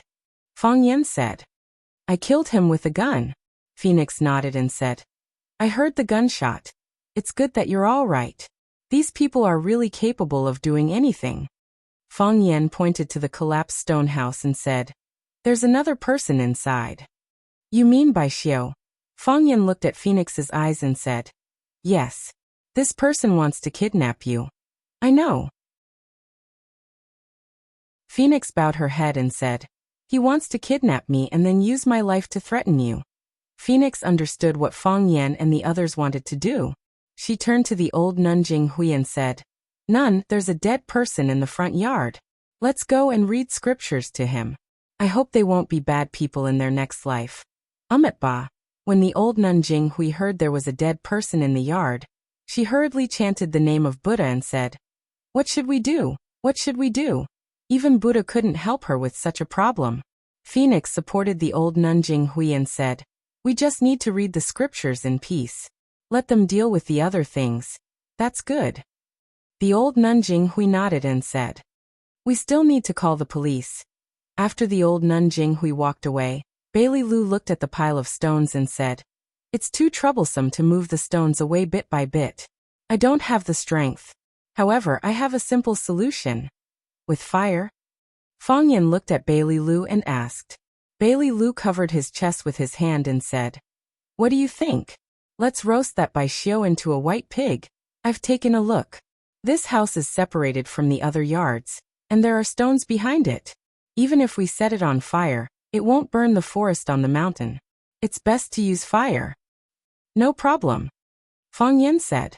Anyway, we have to help Jinghui rebuild the Lotus Temple. Why don't we burn this place down? Fang Yan could kill Song Transplanting rice with a random spear, and he could even burn Bai Xiao into ashes with a big fire. If Fang Yan ranked the people he hated the most in his heart, Bai Xiao would definitely be at the top of the list, ranked first. No matter whether it was Jiang Junling's instruction or Song Transplanting rice's support, The person who killed his father, Fang Yixing, was Bai Xiu. Just based on this, Fang Yan was willing to kill Bai Xiu 1,000 times. So what if Bai Xiu was resurrected? It was just a chance for him to kill him again. Hearing that Fang Yan agreed to his plan, Bailey Lu grinned and said, "You go rest for a while. Leave the lighting of the fire to me. When I was at Swallow Dock, I lit a lot of fires to set up ambushes." Fang Yan nodded and said, "You've worked hard." Bailey Lu smiled and said, "We all know that you've been unhappy these years. We want to help you with something, but we don't know what we can do. Now that we can help you, I'm happy." They're also happy to know. Fang Yan felt the strong friendship in Bailey Lu's words, but he didn't say anything.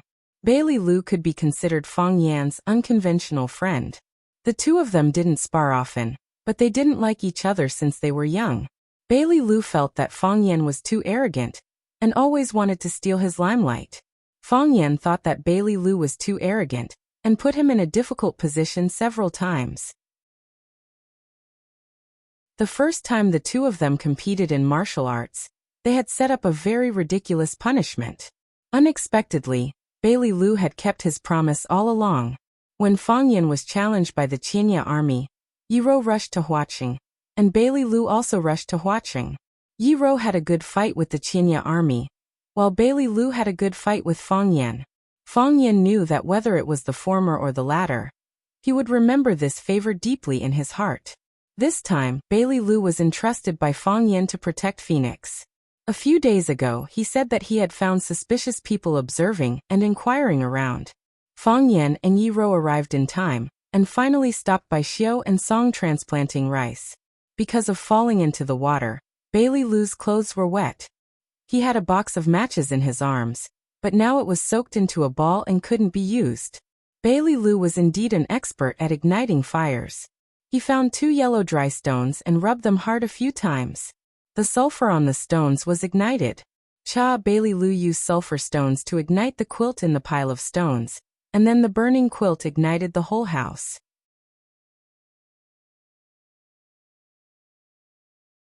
Chapter 758. The raging fire was burning, and even the sky was dyed red. Fang Yan and Yi Wen held each other's hands, watching the thick smoke rolling and the sky filled with rays of light. They felt that this scene was quite beautiful and romantic. If there was no Bai Xiu, if there was no Song transplanting rice, they could have lived such a happy life. Unfortunately, that was only if. He was still entangled in hatred with Bai Xiu, Song transplanting rice, and Jiang Junling and the others who had disappeared without a trace, unable to extricate himself. There were thousands of emotions in the world, but only hatred could devour a person's heart. It could turn a person into a non-person, and turn a ghost into a malicious spirit.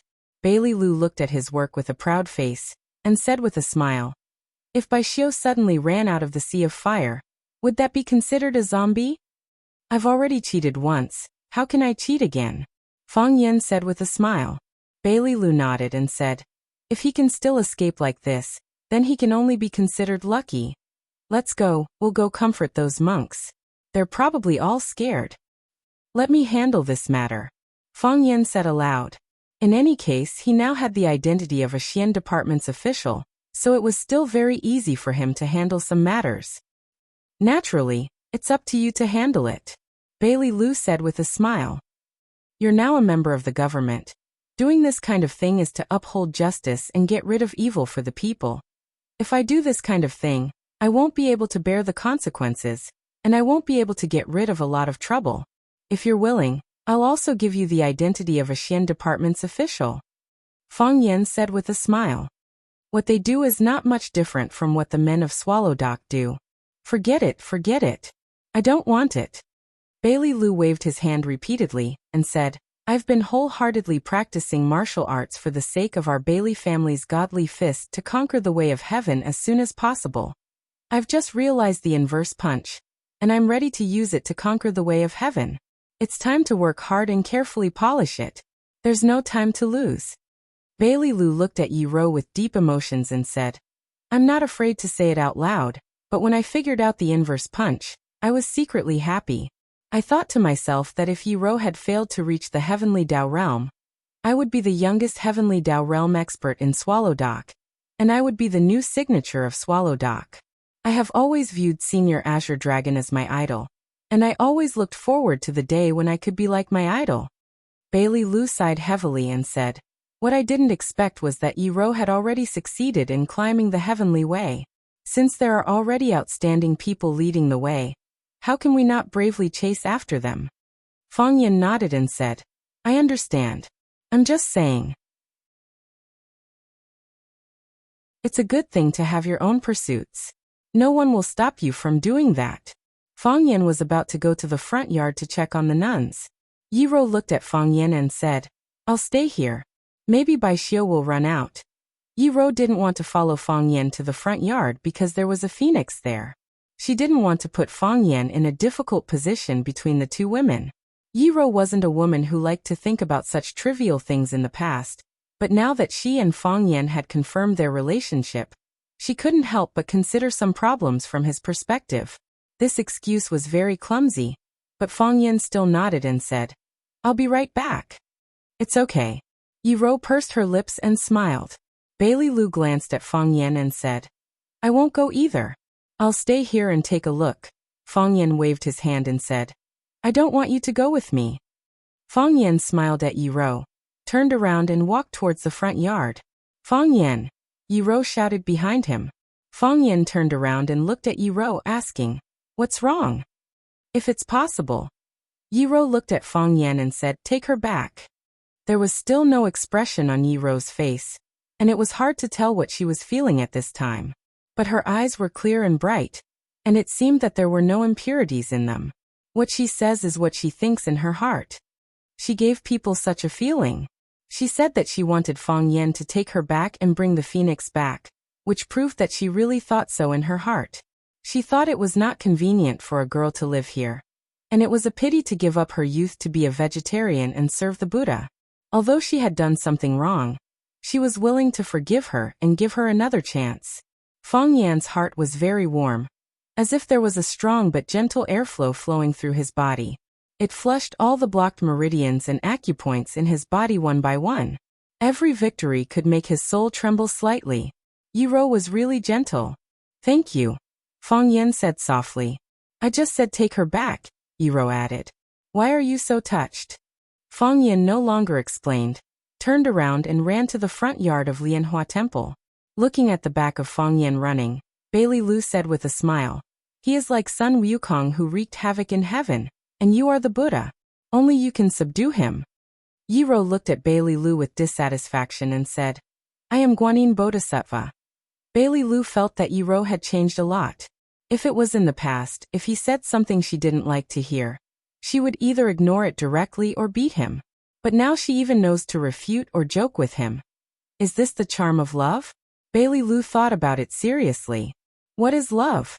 Is it as fascinating as Kung Fu? At this time, Yi Ro's expression suddenly became serious. She listened attentively and immediately ran towards the front yard. Bailey Lu grinned and said, Women say one thing but mean another. If you say you don't want to go, shit. Before Bailey Lu finished his words, he had already found that the situation was not good. Boom! First came the sound of a mountain torrent. Then a huge white curtain rolled down from the mountain, as if it was going to cover the entire land. Bastard. Bailey Lu cursed and quickly ran to the front yard. Pa! A huge wave of water rushed over the protective stone at the foot of the mountain, and then hit the wall of Lianhua Temple. In just one round, the thick wall made of hard bluestone was washed down by the flood. Kacha kacha. The flood was like a white giant beast. Wherever it passed, the walls and trees fell and were instantly swallowed by its huge white mouth. The sea of fire that was still burning just now was suddenly extinguished by the water from the sky, and the jumping waves directly rolled over the collapsed house. Because the water flowed from top to bottom, the speed and strength of the impact were quite amazing. In a short time, the whole Lianhua Temple would be flooded. Even so, there was still a steady stream of water rushing toward Lianhua Temple. A big man in a black suit trotted over and said excitedly, Young master, all the gaps have been blown up. Now the amount of water released is the highest. I'm afraid that in one round, the whole Lianhua temple will be washed away. Those people will be buried alive. Should we go and beat them when they are down? An old man looked at the scene of the mountain torrent that seemed to be the Milky Way falling from the ninth heaven, sighed softly in his heart, and said, "It's strange. Mr. Tao Addict and Baishio went down to kidnap a woman. Even if there are people on guard with their cultivation, they would have succeeded long ago. Why haven't they come back yet? And they didn't give us any signal." Jiang Junling looked down with his binoculars. He could see the tragic scene of the flood submerging Lianhua Temple, but he couldn't see what was happening in the temple. "Maybe we've been tricked," Jiang Junling said in a low voice. "Tricked? A few days ago, we sent someone to inquire about Lianhua Temple. They said that everything is normal in Lianhua Temple, and there are no experts protecting Phoenix. Although our people deliberately showed up to alert the enemy, they wanted to lure Fang Yan here to make a move. If there are really no experts protecting her, Baishio would have gone down alone and brought everyone back. However, Baishio still hasn't come back. Now Master has gone down with them. With their combat power, they can escape even if they encounter a heavenly Dao realm expert. Since they haven't come back yet, it proves that there is a very powerful person over there." "Who is it?" the old man asked aloud. "Fang Yan came in person? If it's only Fang Yan, he is not Mr. Tao Addict's match at all." Mo Qingdi is still in the land of extreme cold. Even if he comes back, he will be a good for nothing. Even if they join forces, they won't be able to defeat Mr. Tao Addict. That's why I'm also very curious.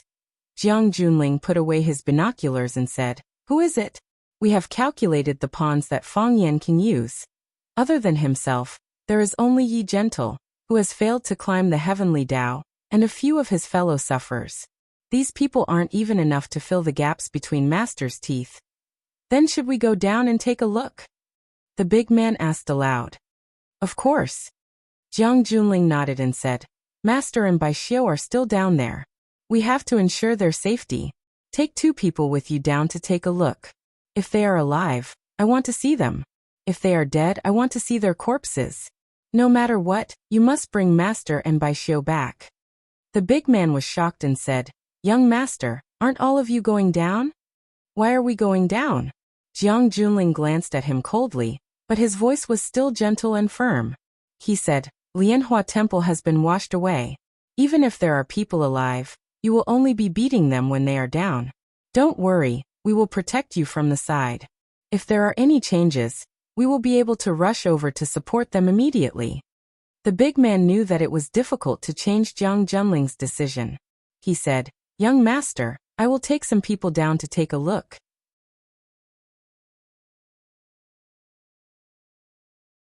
Chapter 759. Fang Yan put the drenched middle-aged nun on a flat big stone, and gently patted her abdomen to make her spit out all the dirty water she drank. Then he said to Bailey Lu, who was also holding a nun behind him, "Bailey Lu, put the nun down and take a rest. I'll save the rest. Your injury hasn't healed yet. You can't soak in the water anymore." "I'm fine." Bailey Lu wiped the water droplets off his face and said, "It's more important to save people. I won't die." Yi Ro stood by the big stone and was treating the nuns who had been fished out of the flood. Hearing Fang Yan's words, Yi Ro stood up and said, "You guys stay here. I'll go save people." "No need." Fang Yan grabbed Yi Ro and said, "Your kung fu is the best. You must stay and protect them. What if another Song Zanyang comes? What if Jiang Junling comes with people?" Fang Yan's worry was not unreasonable. The flood came suddenly and inexplicably. Fang Yan had walked upstream. Although he knew there was a waterfall above, the waterfall's head was very small.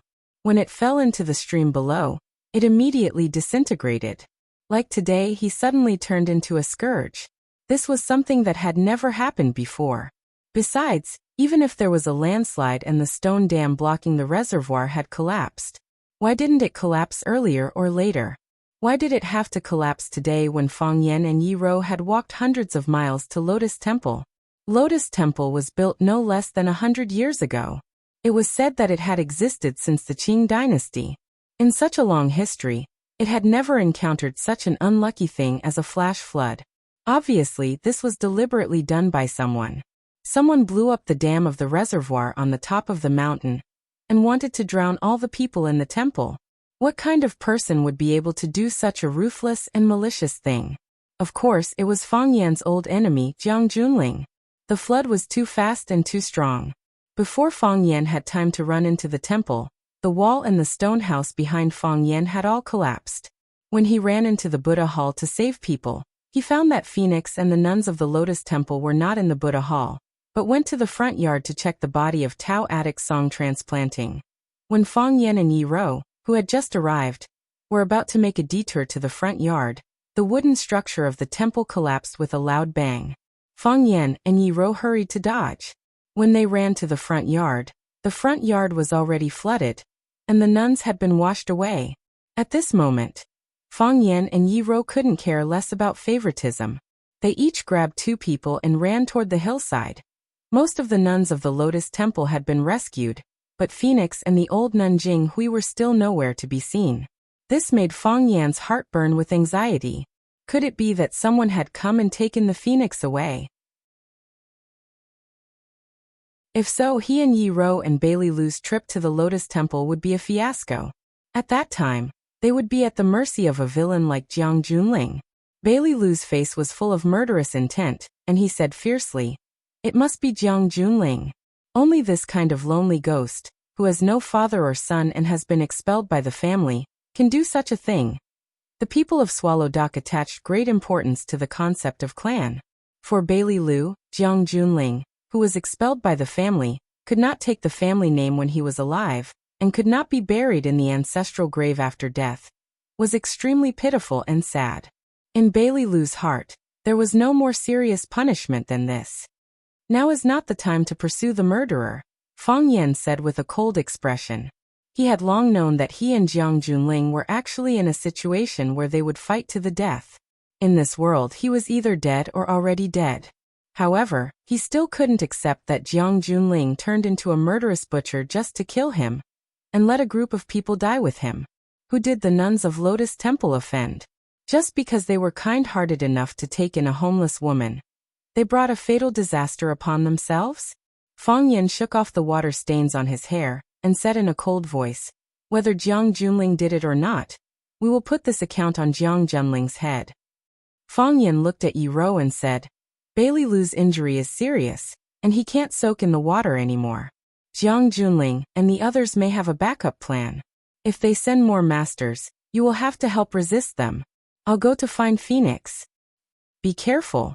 Yi Ro was not an indecisive woman. Hearing what Fang Yan said made sense. She immediately changed her mind. Fang Yan nodded and jumped into the flood with a plop. Yi Ro looked at Bailey Lu with burning eyes. Bailey Lu pointed to the wound on his chest and said, "I'm really injured." "Fang Yan is also injured," Yi Ro said. "Okay. I owe you too." Bailey Lu didn't know whether to laugh or cry. He took out a bottle of medicinal powder from his pocket and poured it on his wound. Then he jumped into the flood with a plop.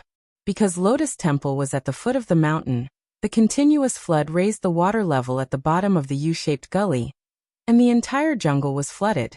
In the vast sea of water and the gloomy jungle, if there was someone accompanying him, Fang Yan's situation would be slightly better. Although Fang Yan had been holding on, Yi Ro knew very well that he was also injured. He was injured when he came back from the Millennium Palace mission, and his injury had not healed until now. "Thank you," Yi Ro shouted at Bailey Lu, who was swimming forward vigorously. Bailey Lu grinned and thought that this woman was really interesting. She would do anything for her man. Bailey Lu was very curious. If he didn't take the initiative to jump in just now, would she have kicked him down? The answer to this question was not too difficult to guess. In less than 2 seconds, Bailey Lu nodded firmly. He thought that she would definitely do that. With his understanding of her, she would. With a wife like this, what more can I ask for? Bailey Lu had to admit that he was a little envious of Fang Yan. It seemed that he would never be able to catch up to him in this lifetime. He was inferior to him in all aspects. Fang Yan was completely soaked in the water. At a glance, he saw that without the water, he was only a tree.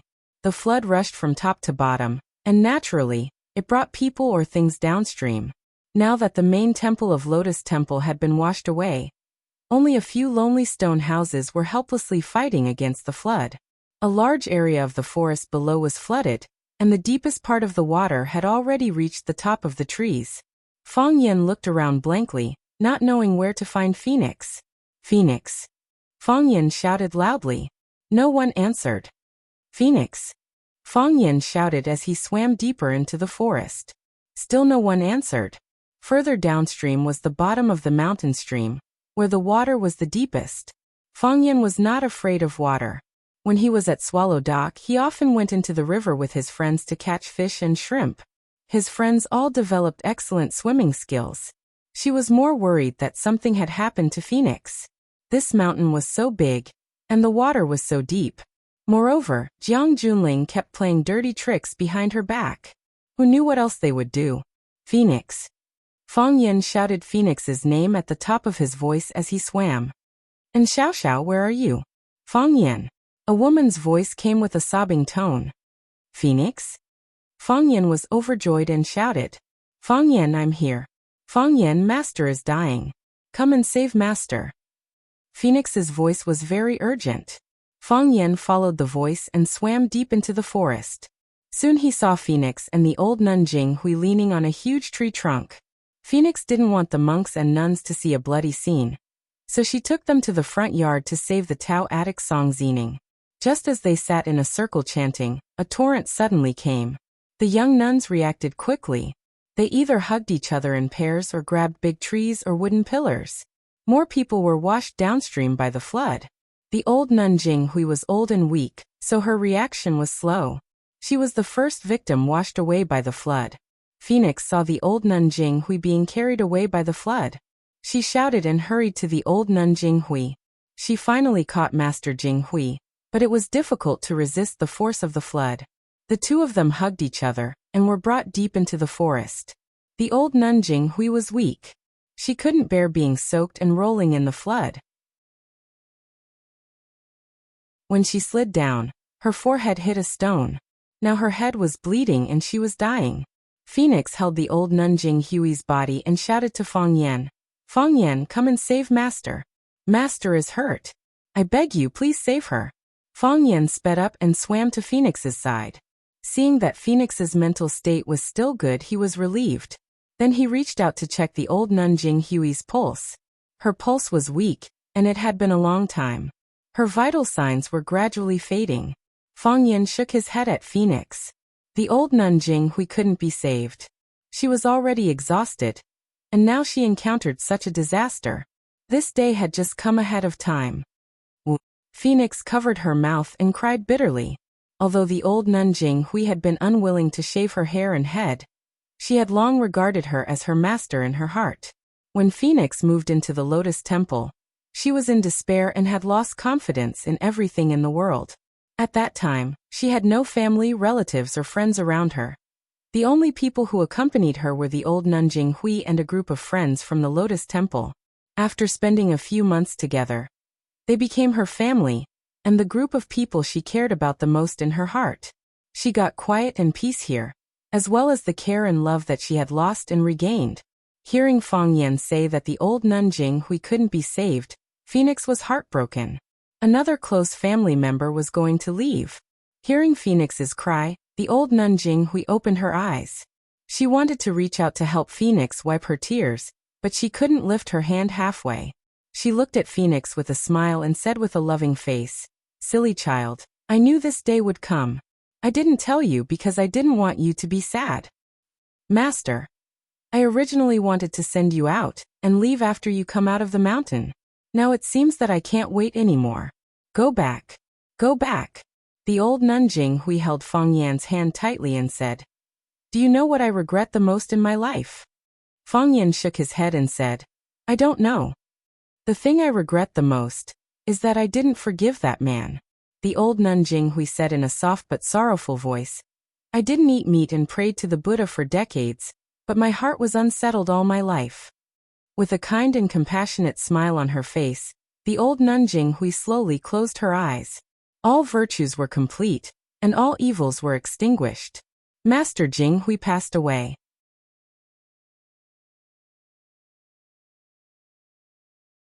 Chapter 760.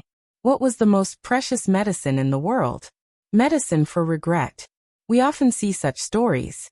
Because of a father's scolding, the children ran away from home for decades and never heard from again.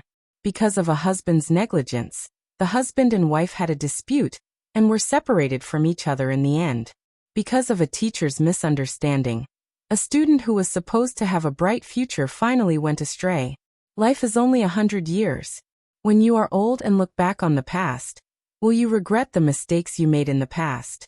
The saddest thing in life is that time flows like water, and the past can't be retrieved. The old nun Jing Hui has been serving Buddha all her life, and she still couldn't untie the knot in her heart when she died. If she wasn't so stubborn when she was young, if her character could be a little softer, then would her life experience be completely different? Unfortunately, she had taken the wrong step and could no longer go back. The old nun Jing Hui closed her eyes peacefully.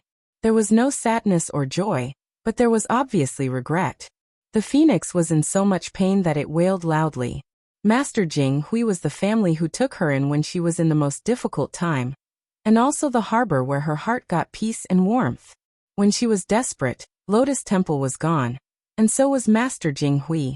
She really couldn't stand it anymore, and almost broke down emotionally. Fang Yin didn't stop her, and jumped into the flood alone. When he came back again, he dragged a thick pillar behind him.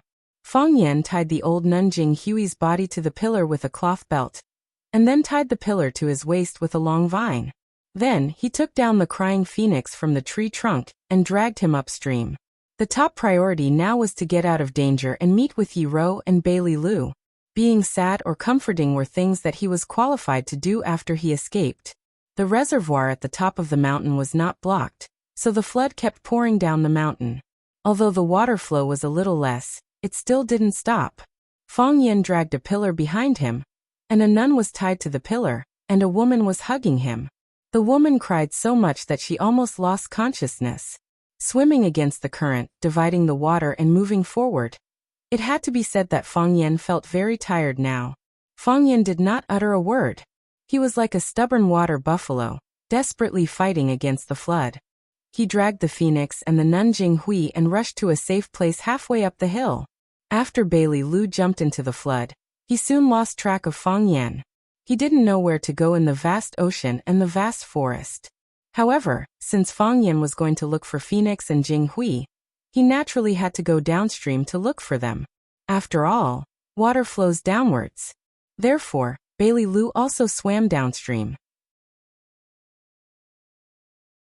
Just then, he saw two men in black climbing up a big tree in front of him, sneakily looking at something. Bailey Lu's eyes were cold, and he plunged into the flood. "Big brother, the water is too strong. Those people are either drowned or killed. Let's hurry back," the lanky man advised. "That won't do." Fatso shook his head and refused. "We were ordered by eldest young master to look for someone. If we don't even find a shadow, won't eldest young master tear us apart when we return? Did you forget what eldest young master said? If he's alive, I want to see him. If he's dead, I want to see his corpse. I also know that eldest young master has a bad temper today. But this place has become a vast ocean. Even if Mr. Tao Addict is still alive, we can't find him, can we? Besides, I guess." The lanky man lowered his voice and said, "Maybe he's already dead." "Why do you think so?" Fatso was surprised. Mr. Tao Addict is one of the 7 addicts of Wuxia. It is said that his kung fu is more powerful than the 3 dragons and 7 tigers. Who can beat him and Bai Xiu together? Didn't you hear what Master Li and the others said about him? They called him a living immortal. Think about it. If he's safe and sound or has completed the task, won't he go to meet us? No matter what, he should at least say hello to us. Don't talk nonsense. We'd better look for him again if we really can't find him. What are you looking for?" Bailey Lu revealed his big wet head under the tree and asked with a smile, "Maybe I can help." "Really?" The lanky man was overjoyed and said, "Have you seen an old man in a black robe? He looks dark and skinny." "Yes," Bailey Lu nodded and said. "Really? Where is he?" Fatso pulled his partner and stared at Bailey Lu with a vigilant face and asked, Who are you? Big brother, he must be a hunter in the mountains.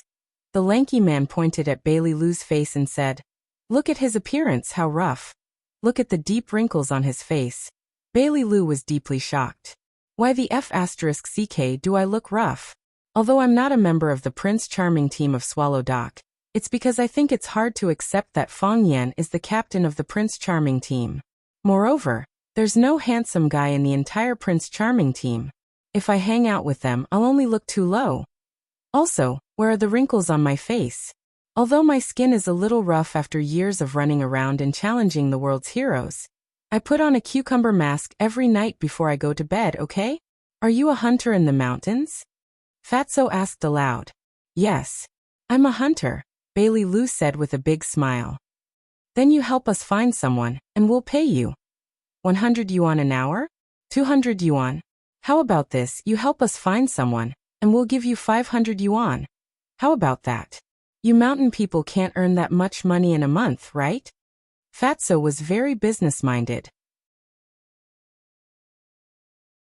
He laughed and talked about business with Bailey Lu.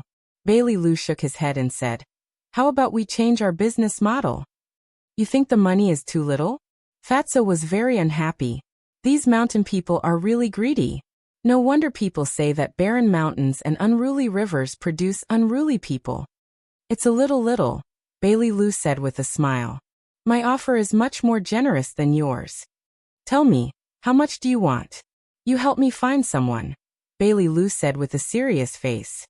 As long as you help me find someone, I'll give you 2 lives. Look, isn't my asking price a lot more generous? Who are you looking for? Jiang Junling. Whose life are you going to give? Both of your lives, Bailey Lu said. Fatso put his hand into his pocket, took out a pistol, and shot at Bailey Lu, who was in the flood. The skinny man held a military knife in his hand. He jumped down from the tree and stabbed at Bailey Lu's head. Bailey Lu's body sank and disappeared into the flood. Ripples spread out on the surface of the water. Master, we found a body, and we've sent people to retrieve it. A man in black ran to Jiang Junling's side and reported in a low voice. Jiang Junling was a little interested and said, Let's take a look. So he brought a large group of people to the edge of the water, and saw 2 men in black jump into the flood. They dragged a body from the water far away and swam toward them. Pooh! The 2 men in black put the body on the river, and carefully stepped aside. When the others saw the body, they all held their breath and stood there quietly. Jiang Junling looked at the body on the ground, squatted down and searched his body. He said, He was killed by a gun. There are 6 holes in his body, and a total of 6 bullets were used. Master, please restrain your grief, a white-haired old man said aloud. Jiang Junling nodded and said, I'm not sad. This was originally expected. According to Master's character, if everything went well, he would have come back to meet us long ago. The reason why he hasn't come back is that he has encountered some bad things. Mr. Tao Attic's kung fu is excellent. Who killed him? It doesn't matter who killed him, Jiang Junling said calmly. In the end, I will only put this on Fong Yan's head. As long as there is a creditor. I also like such a creditor. But he owes me too much. How will he repay me in the future? Master, Mr. Tao Attic has already left. I'm afraid Bai Xiu has also met with a mishap. After all, we still acted a little too late, Jiang Junling said in a deep voice. If we had blown up the dam of the reservoir earlier, we might have been able to help Master and Bai Xiu. No matter what, we have to see him, dead or alive. No matter whether Bai Xiu is dead or alive, we have to find him. Understood. Someone beside him responded. We will increase the manpower to search. No need. Jiang Junling rejected this decision and said, Haven't we already sent people out? I believe they can bring him back. Jiang Junling looked at Song Zanyang's pale body in the flood and said, Master, you must feel very wronged in your heart, right? A Tao addict, a genius in martial arts, was killed by a pistol in the end. The only person who could do such a thing was probably Fong Yan, who was cruel and merciless, who had no bottom line. He deliberately shot you with a gun in order to humiliate you before you died. He is really an opponent with a strong character. I have searched your body. There are 6 holes in your body. Fang Yan used 6 bullets. I counted several times. The reason why I counted so clearly was that I was going to make 6 holes in his body and use 6 bullets. I even remember the position of each bullet clearly. Fang Yan is also a master in Jianghu. I think when he was shot alive, he should be able to understand how you feel at this moment, right? Jiang Junling took out a handkerchief from his pocket, wiped the tears from the corners of his eyes, and said in a deep voice, "Master, take care. Let's go back." When a great man passed away, everyone was heartbroken. In the end, they left Song Zanyang's body on the shore and ran away.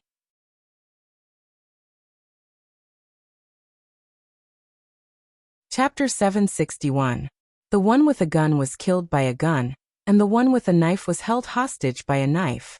Fatso wanted to shoot Bailey Lu with a gun, but Bailey Lu knocked him down from behind. After falling into the water, his gun was taken away, and his chest was shot by a bullet. The tall and thin man stabbed at Bailey Lu's head with a bayonet. As a result, after the attack failed, he was pressed into the water by Bailey Lu. He was suffocated to death. After being dragged out, he automatically became Bailey Lu's captive. Bailey Lu and the tall and thin man hid behind a boulder. The tall and thin man pointed to a dense forest in front of them and said, "Master, Jiang Junling is hiding there. We can't get any closer. They have binoculars in their hands. It's easy to find us." Bailey Lu nodded and asked, "How many people are there?" "There are about a dozen people now." "How many masters are there?" "I think everyone is very powerful." "That's because you are too useless," Bailey Lu said with a sneer. "Tell me, should I kill you with a knife?" "No, no." The tall and thin man was scared and said, "You promised me. As long as I lead you to Jiang Junling, you will let me live." "I did say that, but I'm regretting it now." Bailey Lu said impatiently, "What if you shoot me from behind when I'm fighting with the people from the general's side? Do you know how the big shots die?" "I don't know." Failed miserably in a simple task. Bailey Lu said with emotion. Look at Song Zanyang, such a powerful figure. Even Yi Gentle couldn't stop him, but he was shot to death by Fang Yan. Don't you think it's unfair? No, no, I can't do such a thing. If you don't believe me, you can knock me out or tie me up with a rope. Bailey Lu thought for a moment and said, "That's good." So Bailey Lu chopped the back of the tall and thin man's neck with his hand. The tall and thin man's eyes darkened, and then he fell into the flood. Bailey Lu lifted his body out of the flood and threw him on the corner of the boulder. In this way, he would not fall into the water and drown. Bailey Lu looked in the direction of the dense forest, and then buried his head in the deep water. The water rippled, and he had already dashed several meters away. By the time they climbed ashore 100 miles, Jiang Junling and the others had already fled a long time ago. Song Transplanting's body was left on the shore. Because of the hot weather, there were already flies flying around. Bailey Lu sighed and thought that the Tao addict of Huaxia's 7 addicts had such an ending. It was really a pity. Jiang Junling was worried that he would be followed, so when he escaped, he didn't even care about his master's body. This person's heart was colder and harder than a rock. The degree of ruthlessness was outrageous. In the past, he had his own plans. He wanted to take over the family, so he had always pretended to be an elegant young master. Now that all of his hopes had been dashed, and he had even become a wandering ghost, he became fearless and didn't care about anything anymore. Bailey Lu searched around and made sure that Jiang Junling and the others had really left. Then he dragged Song Transplanting's body to the deep ditch in front of him. He dug a hole and buried Song Transplanting in it, and then piled up stones on top of it. He didn't intend to write an inscription or erect a monument for him. He was full of sins and had offended countless people. For the sake of everyone in Neijiang, he would let him get this piece of pure land after his death. Bailey Lu swam to the side of the boulder, patted the tall and thin man awake, and said, "Jiang Junling has already escaped." The tall and thin man was shocked and said, "I didn't tell him. I just slept here and didn't move." "I know." Bailey Lu nodded and said, "Come with me." "Where to?" "Go back with me." "You want to take me in?" "Yes." "You're really a good person." "Right."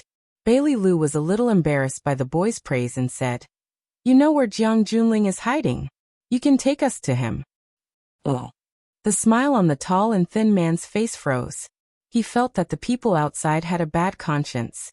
When Bailey Lu arrived at the gathering point with the tall and thin man, Fang Yan had just swam back with Phoenix and the nun Jing Hui's body.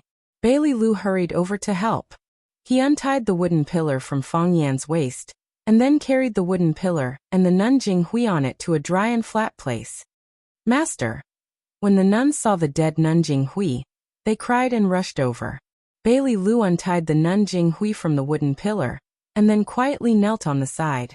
Although he didn't believe in Buddha, he believed in the power of faith.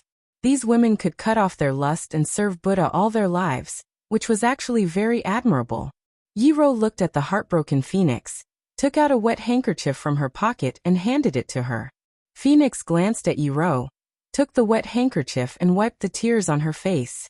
She said in a hoarse voice, "Thank you. Go back with us." Yiro said, "You should go back." Phoenix nodded and said, "Yes, I will go back with you. I should go back too." When she was dragged here by Fang Yan, Phoenix had already thought a lot. Maybe she should live a good life for herself and the people she cared about. Yiro nodded. She didn't think it was a strange thing. Lotus Temple was destroyed, so it was natural for Phoenix to go back. Looking at the nuns who were chanting sutras around Jing Hui, Phoenix said, "Master Jing Hui is dead, Lotus Temple is destroyed, and our home is gone. I want to go back to Yanjing. I want to take good care of them. I want to take them to beg for alms. I want to help them rebuild Lotus Temple. So, I want to go back." Yiro respected this woman and said, "If there's anything you need help with, don't hesitate to ask." Phoenix looked up at Yiro and said seriously, "It's normal for him to fall in love with you." Yiro was speechless for a moment.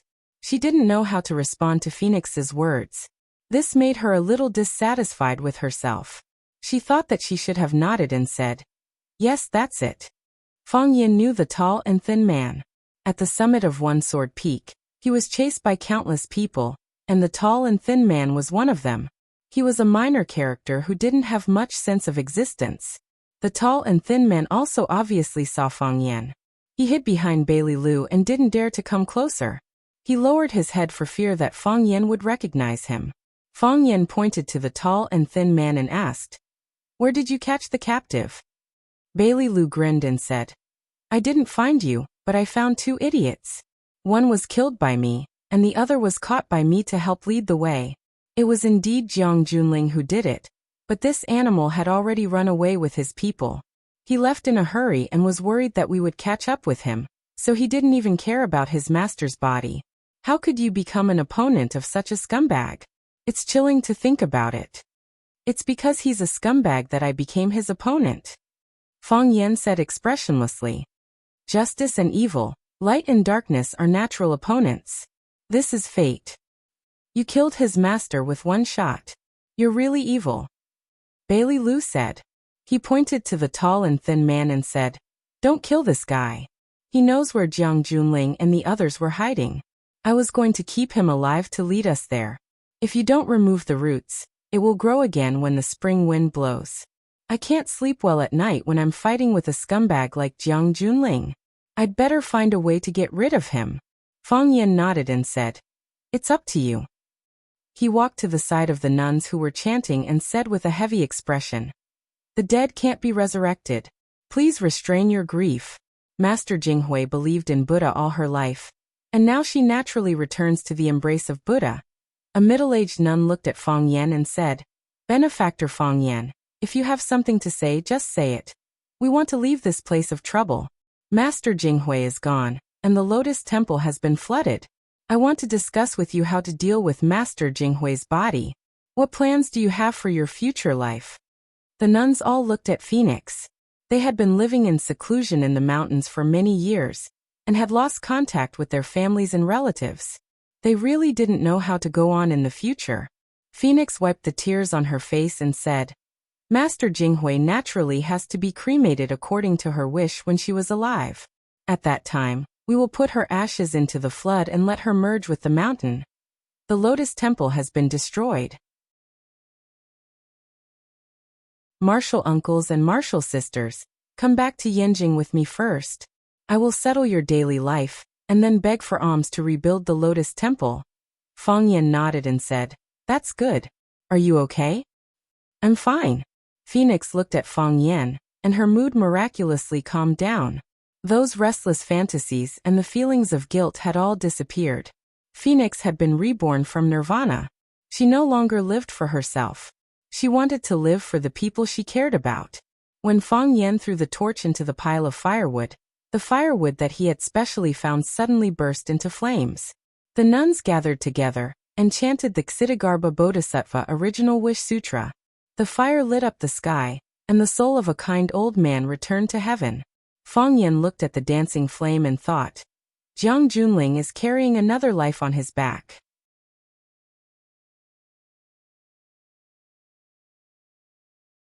Chapter 762. Lu Chaoge had been very busy recently. The smartphone developed by Chaoyan Technology was in full swing.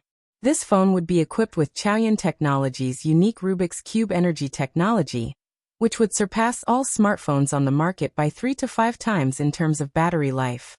For example, the battery of an Apple phone could only be used for 1 day, but Chaoyan Technology's solar panel could be used for 3 to 5 days. Would this be an unexpected surprise for those who looked down at their phones all day long? Of course, it was not enough to just have a strong battery life.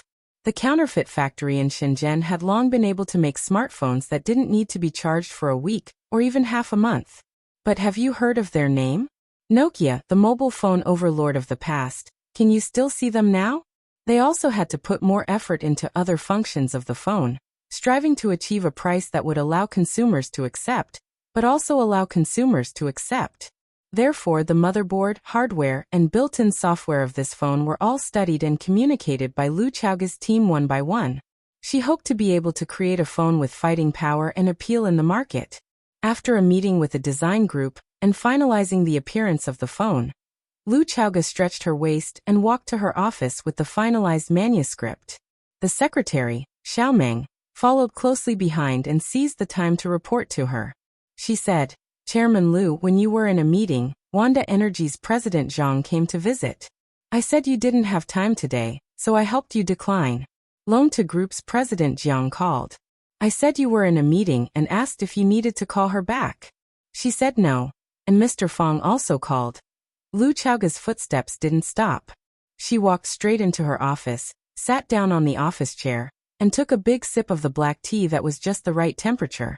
She looked up at Xiao Meng standing in front of her and said, Fang Yan. It's Fang Yan. Mr. Fong. Xiao Meng said with a smile. He said that no one answered your phone, so he asked me if you were busy. Lu Chaoge took out her phone from the drawer, and there were 2 missed calls. Fang Yan's number was displayed on the phone. What did he say? Lu Chaoge asked while playing with her phone. He didn't say anything. I said you were in a meeting, and he said he wanted to treat you to dinner tonight. Lu Chaoge looked at the time on her phone and said, What's next? There will be a meeting in 10 minutes. Xiao Meng opened the notebook in her hand and said, It's a meeting about the energy industry. Yan Yunlin, the deputy director of the National Department of Energy, invited Chairman Lu to attend. Thinking of the old man who always looked at her chest with his triangular eyes, Lu Chaoge's mood became bad. Although that man couldn't do anything to her, she didn't like his gaze. You can't scold people just because they looked at you a few times, right? If that was the case, what she had to do every day was to scold people desperately. Lu Xiaoge's cold face and voluptuous body had indeed caused her a lot of trouble, especially during business negotiations. The other party's gaze was always on her face, and it was only under her repeated reminders that the progress of the project could continue to move forward. Let Qin Shi attend the meeting on my behalf. When Lu Chaoge thought of this, she immediately made a decision. She wouldn't attend the energy meeting. Instead, a deputy director of Chaoyan Technology would deal with the officials. Anyway, Qin Shi was a member of the Qin family. Even if Yan Yunlin didn't like him, he wouldn't dare to put on airs in front of him. At most, he would complain that Chaoyan Technology didn't care enough about the policy. But Director Yan said that. Just say I don't have time. Lu Chaoge pushed away her chair and stood up. It's decided. Call Director Qin. I'll go back first. Okay, Director Lu. Xiaoming hurriedly agreed. Seeing that Lu Chaoge was about to walk out of the office, Xiaoming added, Director Lu, say hello to Mr. Fong for me when you see him. Lu Chaoge paused, turned to look at Xiaoming and said, I may not see him. After that, she quickly walked out of the office. Xiaoming looked at Lu Chaoge's back and laughed. She whispered, Principal Lu will only be so excited when Mr. Fong comes back. Otherwise, you wouldn't have left such an important meeting early. After a pause, she said, I don't know when Mr. Fong and Principal Lu will get married. Many people in the school are asking about it. Everyone wants to attend their wedding. Of course, Lu Chaoge didn't hear Xiaoming's gossip. After she went downstairs, the guards led by Qin Ying and Fang Yingying immediately crowded around her. Fang Yingying was bragging to Qin Ying, saying that he was the third master of Swallow Fort, and that he was the best after Fang Yan and Yi Rou, and that he was the face of the Prince Charming team of Swallow Fort. Such stupid words that no one would believe. Seeing Lu Chaoge coming downstairs, he suddenly jumped up and rolled in front of Lu Chaoge like a ball, saying, Sister, where are we going now? Lu Chaoge glanced at Fang Yingying and asked, Did Fang Yan call you? No. Fang Yingying looked confused. Is Junior Marshal Uncle back to Huaqing? Maybe. Hearing Fang Yingying's answer, Lu Chaoge's mood inexplicably became happy. After Fang Yan returned to Huaqing, he didn't call Fang Yingying but only called her, and even said that he wanted to treat her to dinner. Junior Marshal Uncle is too much, he didn't even call me when he came back. Fang Yingying immediately acted very sad and indignant. If Sister Lu didn't tell me, I wouldn't have known. Where is he now? Sure enough, after Fang Yingying said that, Lu Chaoge's mood became even happier. Maybe at home. Lu Chaoge said. When Fang Yan returned to Yanjing, he left Fang Yingying and Fang Haohan in Huaqing. Fang Yingying stayed by Lu Chaoge's side, while Fang Haohan volunteered to go to Du Qing's side to protect Li Ya. Fang Yingying was lively and jumpy, and his way of doing things was very similar to Fang Yan's. One who stays close to ink will be stained black. Therefore, when Lu Chaoge saw Fang Yingying, she always felt very close, and even liked this chubby big boy a lot. Then are we going home now? Fang Yingying asked with a smile. Lu Chaoge nodded and said, Home. The group of people went back in 3 separate cars. The cars stopped in front of the villa, and Fang Yingying ran over to help open the door. Lu Chaoge got off the car, and saw that the villa's house was lit. Lu Chaoge's face didn't change, but there was a romantic feeling in her body. She deliberately suppressed her excited steps, and tried to walk slowly and naturally, just like before. Opening the door of the living room, she saw a man wearing an apron busy in the kitchen. There were already several dishes on the dining table in the dining room. Scrambled eggs with tomatoes, braised trout, shredded pork with bamboo shoots, and cordyceps duck soup. They were all her favorite dishes, and it looked like the dinner was very sumptuous. Lu Chaoge walked behind the man and said, Let me do it? Fang Yan turned around, looked at Lu Chaoge, smiled, and said, That won't do. I've already said that I'll treat you to dinner tonight. Besides, you work so hard, and I get so much money every year, but I idle around all day and do nothing. Isn't it natural to make a meal for you to please our big boss? Lu Chaoge raised the corner of her mouth and said, It's not like you did nothing. If it weren't for you, there wouldn't be the current Chaoyan technology. Even if it weren't for me, there would still be Chaoyan technology. Fang Yan poured the eggplants into the oil pan, letting them sizzle as they were soaked in the oil. He looked at Lu Chaoge with a serious face and said, The Rubik's Cube was left to you by your parents. No one can take it away. With the Rubik's Cube, there will be Chaoyan technology. Lu Chaoge knew that Fang Yan wasn't willing to accept her gratitude, so she looked at Fang Yan and said, How are Grandpa and Auntie's health? Fang Yan shook his head and said, My mom's health is fine. She grows vegetables and reads books every day, and even goes to my dad's grave to talk to him for a while. I didn't think they had such a deep relationship before, and I rarely saw them talk to each other. It wasn't until my father passed away that I realized that the feelings of their generation were all hidden in their hearts. Once it's shown, it's like a huge flood stunning people. I'm so envious. Lu Chaoge also sighed. She thought to herself, if the feelings of their generation were like this, What about the feelings of our generation? My feelings for you. Are they hidden too deeply? So deep that even a smart person like you can't see through them? What's there to be envious about? Fang Yan smiled bitterly. My dad is already gone. The more my mom misses my dad, the harder her life will be. I'm afraid that her body won't be able to take it. Right now, I hope that my mom's feelings for my dad will fade a little, so that she can start a new life. You're not a fish. How can you know the happiness of a fish? Lu Chaoga said softly. It seemed like she was explaining something for Fang Yan's mother, but also for herself. Even if that person isn't by your side, and you have nothing to rely on in your heart, you have to live with some spirit. At least, there's someone in your heart, and you're willing to live for him. Fang Yan sighed heavily in his heart, then said with a smile, I might get married.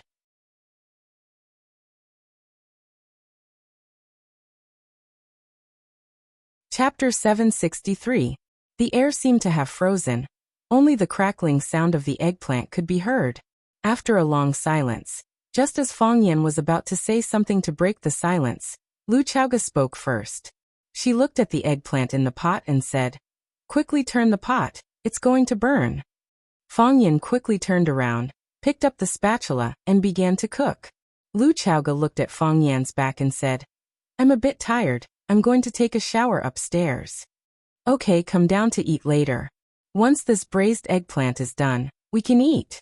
Fang Yan waved the spatula and poured the chopped green onions and green peppers into the pot, while speaking with his back facing Lu Chaoga. I'll be down soon, Lu Chaoga said softly.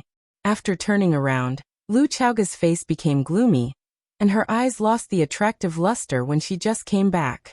Returning to her room on the second floor, Lu Chaoga closed the door and locked it. She pulled all the curtains on the window tightly, making her room an independent dark world. She took off all the clothes on her body, took off her underwear and panties, and just like that, she walked into the bathroom naked.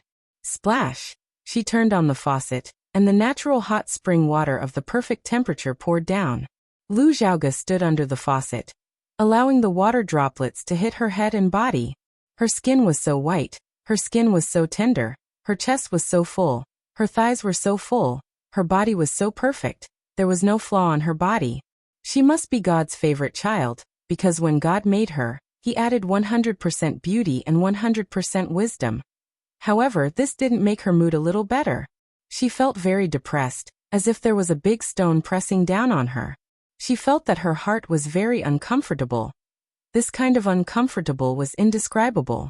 When she was still a young girl, she was able to face the person who killed her parents every day without revealing any flaws. She was able to manage thousands of students in a school, and she was able to develop an energy company that had been established for less than 5 years into a billion-dollar market. However, she just couldn't handle her feelings well. This was truly torturous. It made people toss and turn. It made people feel pain and entangled. Originally, she thought that her heart was already dead, but since when did she regain a new passion? Perhaps it was from the first day he met Fang Yan. What are you doing? No. Let's talk this out. Don't be rash. Even if you're impulsive, you can't beat me. Do I look like an idiot? No, you look delicious. It was the first time that the man she hated so much had displayed such amazing talent. That mean, black-bellied, arrogant guy who did not even put her, the vice principal, in his eyes, but he was able to stand up for her when she was in the most dangerous and helpless situation. Everything she had today was given to her by Fang Yan. Without Fang Yan, she would have been dead a long time ago. She knew very well that she was no match for Jiang Zhulu and Qiang Longtan. She knew even more clearly that they were no match for the willow tree and the Lu family behind it. Apart from them, there were other enemies that were eyeing them from behind. They opened their bloody mouths and could pounce on them at any time. Fang Yan said that she had nothing to do and was idle all day. How could it be like this? If it wasn't for him, would Shangxin be willing to be a chess piece that was controlled by them? Would Lu Shu be willing to be a mad dog that could pounce on anyone at any time? And how could an ambitious man like Lan Shanggu tolerate himself taking orders from a woman? However, even if she lost everything, she wouldn't feel too bothered. She was ambitious, but not blinded by benefits. She wanted to build a giant commercial ship, but she was willing to give it to Fang Yan.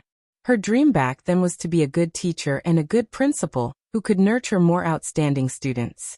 That was all. If Fang Yan didn't need her anymore, what was the point even if she had the world? In the past, I lived for Fang Yan. What am I going to live for in the future? Lu Chaoga thought to herself, I want to be the best person in the country, the best person in the world. But I will still be alone. Splat. The water droplets hit Lu Chaoga's face and body, as well as her slightly cold heart. When Fang Yan told her that he was going to get married, he actually wanted to tell her that she shouldn't wait for him anymore. He was going to get married. He was being kind, but she didn't need to appreciate his kindness. I like you, but you don't want me to like you. Can I still like someone else? After Fang Yan finished eating, he removed his apron, washed his face and hands, and sat at the dining table to wait. When Fang Yingying sneaked in, he almost drooled when he saw the table full of food. His eyes were red as he looked at Fang Yan, sat down in front of him and said, Junior Marshal Uncle, you're finally back. You've been gone for so long without any news. I'm always worried that something might have happened to you. Smack. Fang Yan hit Fang Yingying's hand with his chopsticks and said, Get out. Fang Yingying's hand was red, but he still insisted on stuffing a piece of braised eggplant into his mouth and said with a wronged expression, There's so much food, you two can't finish it. Fang Yan sighed and said, We need to talk about something. It's okay. I'll eat, you guys talk, I won't disturb you. Fang Yingying wanted to reach out his hand to grab more food. Seeing Fang Yan looking at him with a playful expression, Fang Yingying felt a bit guilty and pulled his hand back. He said, I'll go out to eat, the food outside is also delicious. After saying that, he lifted his butt and ran out. Fang Yan sighed and waited for Lu Chaoga to finish bathing and go downstairs to eat. Lu Chaoga took a long time to bathe this time. After half an hour, she came downstairs to eat in a white set of home clothes. She sat across from Fang Yan and took the initiative to help Fang Yan fill a bowl of cordyceps soup. She said, Have a bowl of soup first, it's a southerner's habit. Fang Yan took the bowl of soup and took a sip. He said, It's rare to have such an authentic soup when I go back. Fang Yan's mother was a southerner, so she was good at making soup. Fang Yan's cooking skills were learned from his mother. However, he didn't have many meals at home since he went back to Beijing, so he didn't have many opportunities to drink authentic soup. If you were in Huaxing, I'd make soup for you every day. Lu Chaoga lowered her head to drink the soup and said casually. Fang Yan squinted his eyes and smiled. He said, I'm always busy with all kinds of things. It's not easy to stay in one place for a period of time. If you were in Huaxing, I'd make soup for you every day. Lu Chaoga repeated. Although the words used in the two sentences were similar, the meaning expressed was very different. Fang Yan nodded and lowered his head to drink the soup. Our phone is almost ready. This is Chao Yan's first phone. Recently, the people in the company have been giving this phone a name. Some say Huamiao, some say Chao Yan, some say Taiyang, and some other weird names. Do you have any suggestions? This. Fang Yan put down his chopsticks and thought for a while.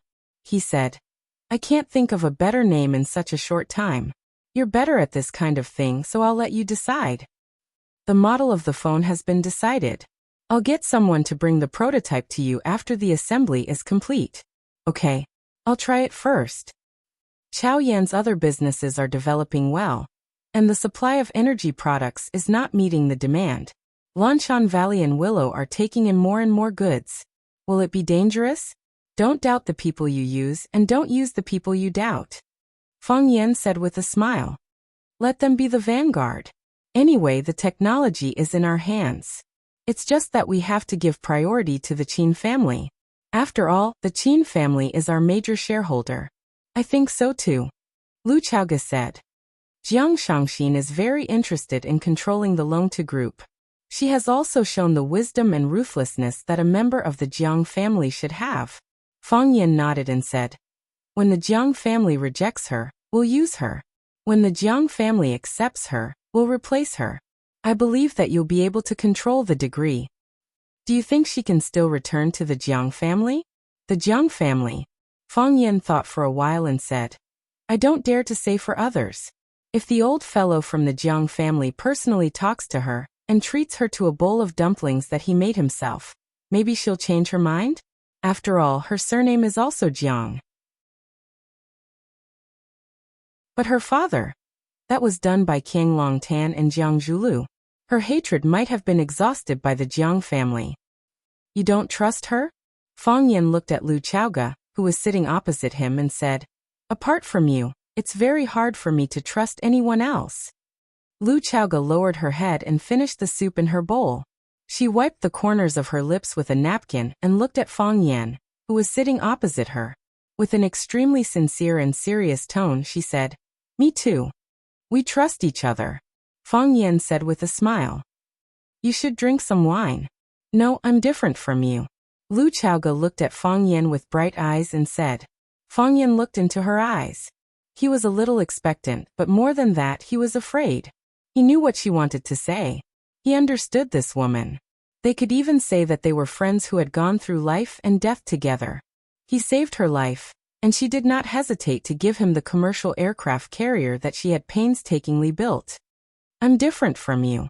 Lu Chaoga looked at Fang Yan and said. Apart from you, it's very hard for me to fall in love with anyone else.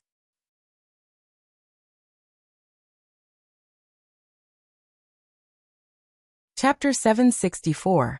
Apart from you, it's hard for me to fall in love with anyone else, Lu Chaoga said seriously. It seemed that in her heart, there was nothing more serious and important than this in the world. She confessed. Was this a confession?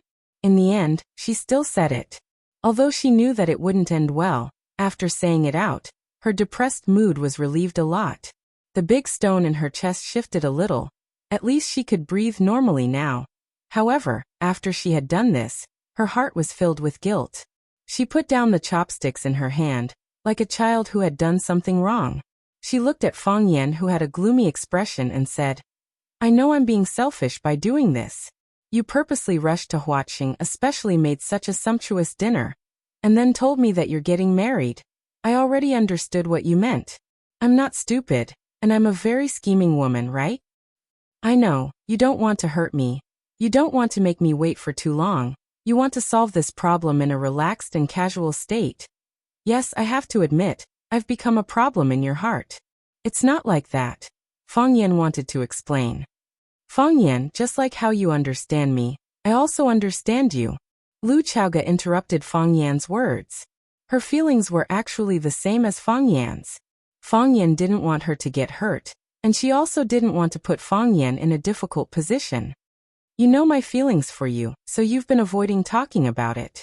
It's good to avoid it, at least it won't make our relationship so awkward. At least there won't be a gap between us, and our cooperation has always been so tacit. But now, you've met your destined lady, the woman you want to spend the rest of your life with. You're getting married, and this is something to be happy about. As your friend and business partner, I should say congratulations. Actually, when I heard this news, my heart was very heavy, and I felt very depressed, as if I couldn't breathe. But I still want to congratulate you. You must have chosen a very outstanding woman. You like her, and she also loves you deeply. You two are a perfect match. You are also very outstanding, Fang Yan said in a deep voice. Yes. I'm also very outstanding. I've always thought so. Lu Chaoga smiled and said, After my parents passed away, I was alone. She ate alone, slept alone, read alone, traveled alone, went abroad alone, and then came back to Rosefinch, under the watchful and guarded eyes of the men, fighting for power with them. Many times, I wonder what my life would be like if I hadn't returned from America, if I hadn't entered Rosefinch Secondary. She listened to the Jiang family, married the son of her enemy, and pretended that she never knew about those things. Or was he killed by the father and son of the Jiang family because he resisted, and his body was thrown into the sea? But that is only if.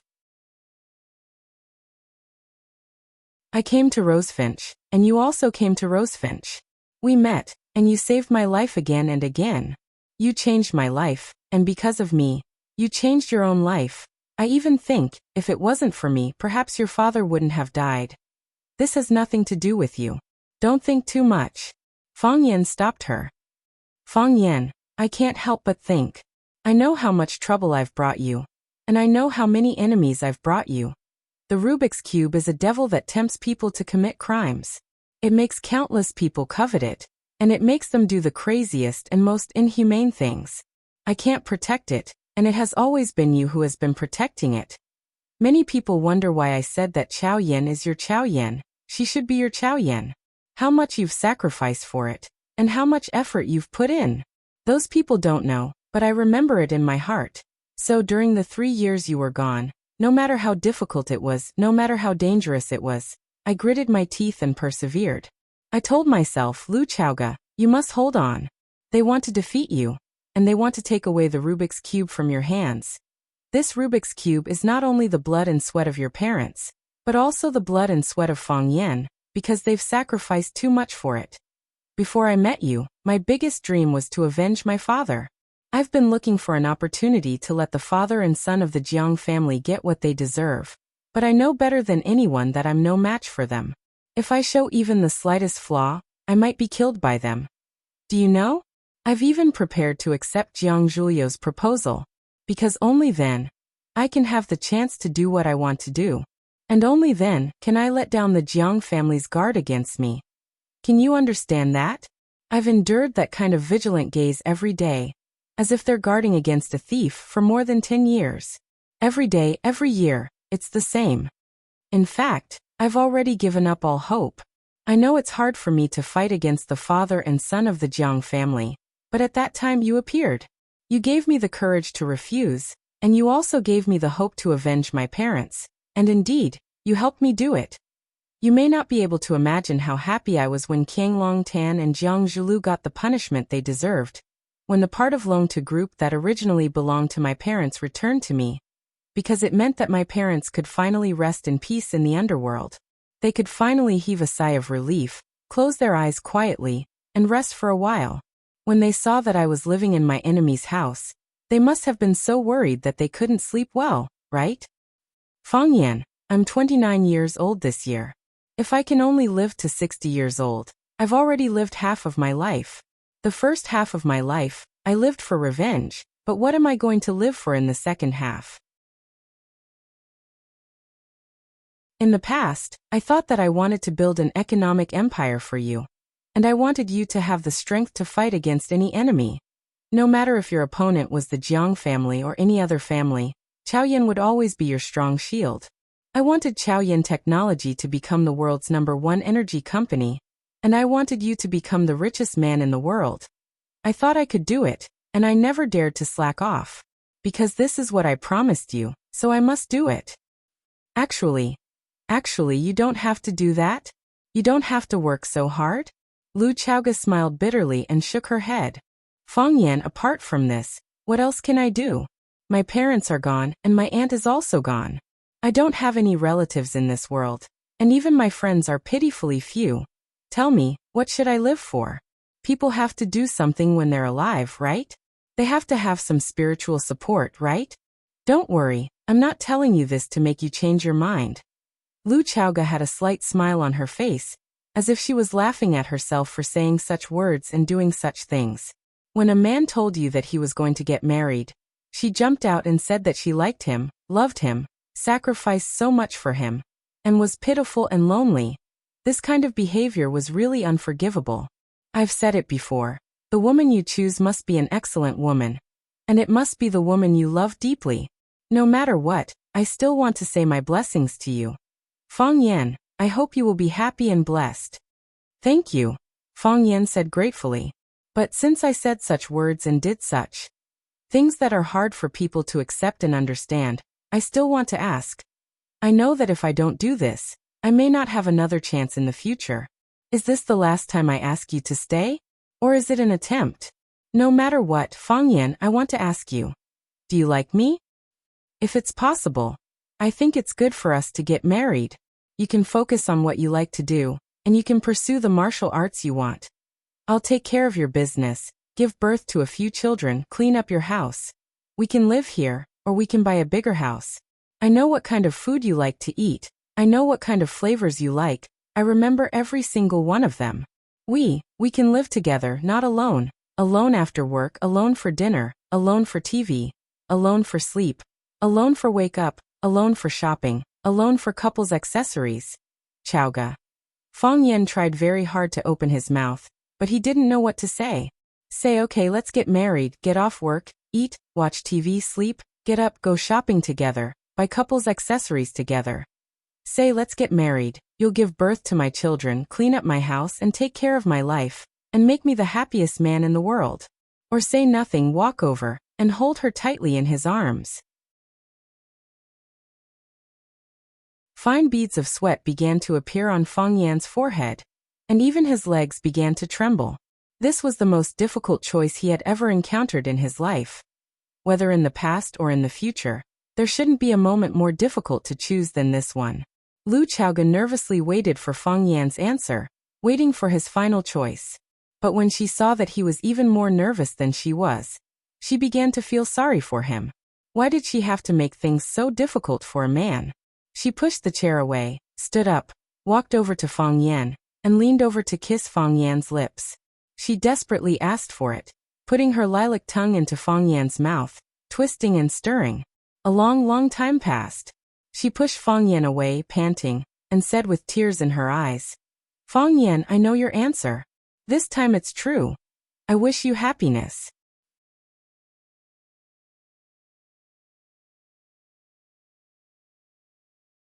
Chapter 765. Lu Chaochao had been gone for a long time, but Fang Yan was still sitting at the dining table without moving. Love is fulfilling, but love is also a risk. Love is being together, but love is giving up? His heart was in a mess.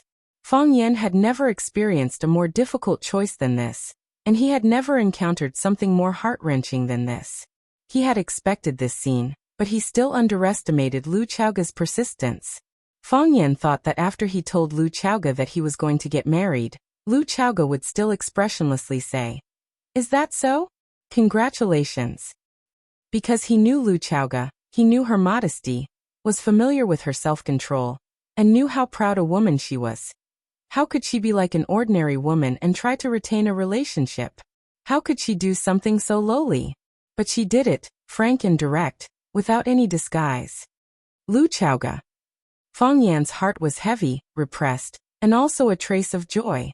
As a normal man, who could completely ignore a confession of this level of beauty, Fang Yan asked himself in his heart, with an extremely serious attitude, his feelings for Lu Chaoga.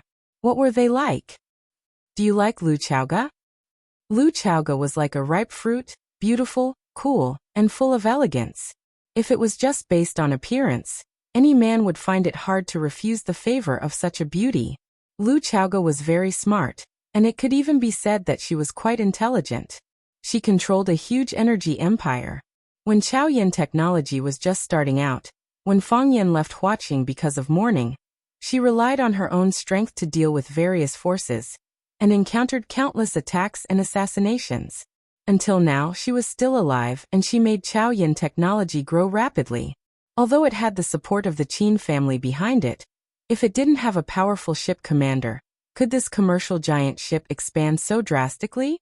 Lu Chaoga was not weak. Perhaps in many people's hearts, she was known as a schemer.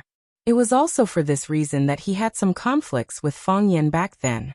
Fang Yan felt that he was being used, so he rationally distanced himself from the relationship between the two of them, positioning Lu Chaoga as an ordinary friend or business partner. But did he do it? Could he accept Lu Chaoga's selfless sacrifice as a matter of course? Could he take everything she gave him without any scruples? Tangible assets or intangible power? Could he simply and crudely close his eyes and ignore Lu Chaoga, who was living a lonely life? Apart from herself, she had no other relatives in this world, not even a single friend. If he pushed her away, what would happen to Lu Chaoga in the future? Could she still live as usual? Could she still live? The sweat on Fang Yan's forehead increased and became denser. He clenched and unclenched his fists, loosened and clenched them again. He couldn't do it. Fang Yan couldn't take it for granted, couldn't be unscrupulous, couldn't be simple and crude, and couldn't let Lu Chaoga live alone like an orphan. Whoosh! Fang Yan suddenly pushed the chair away and stood up. He strode toward the stairs, his speed getting faster and faster. He rushed to the second floor and rushed to the door of Lu Chaoga's room. Bang bang bang, Fang Yan knocked hard on the door.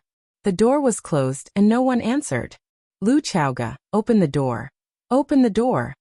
The door was still closed, and the person inside seemed to have disappeared. Lu Chaoga, open the door for me.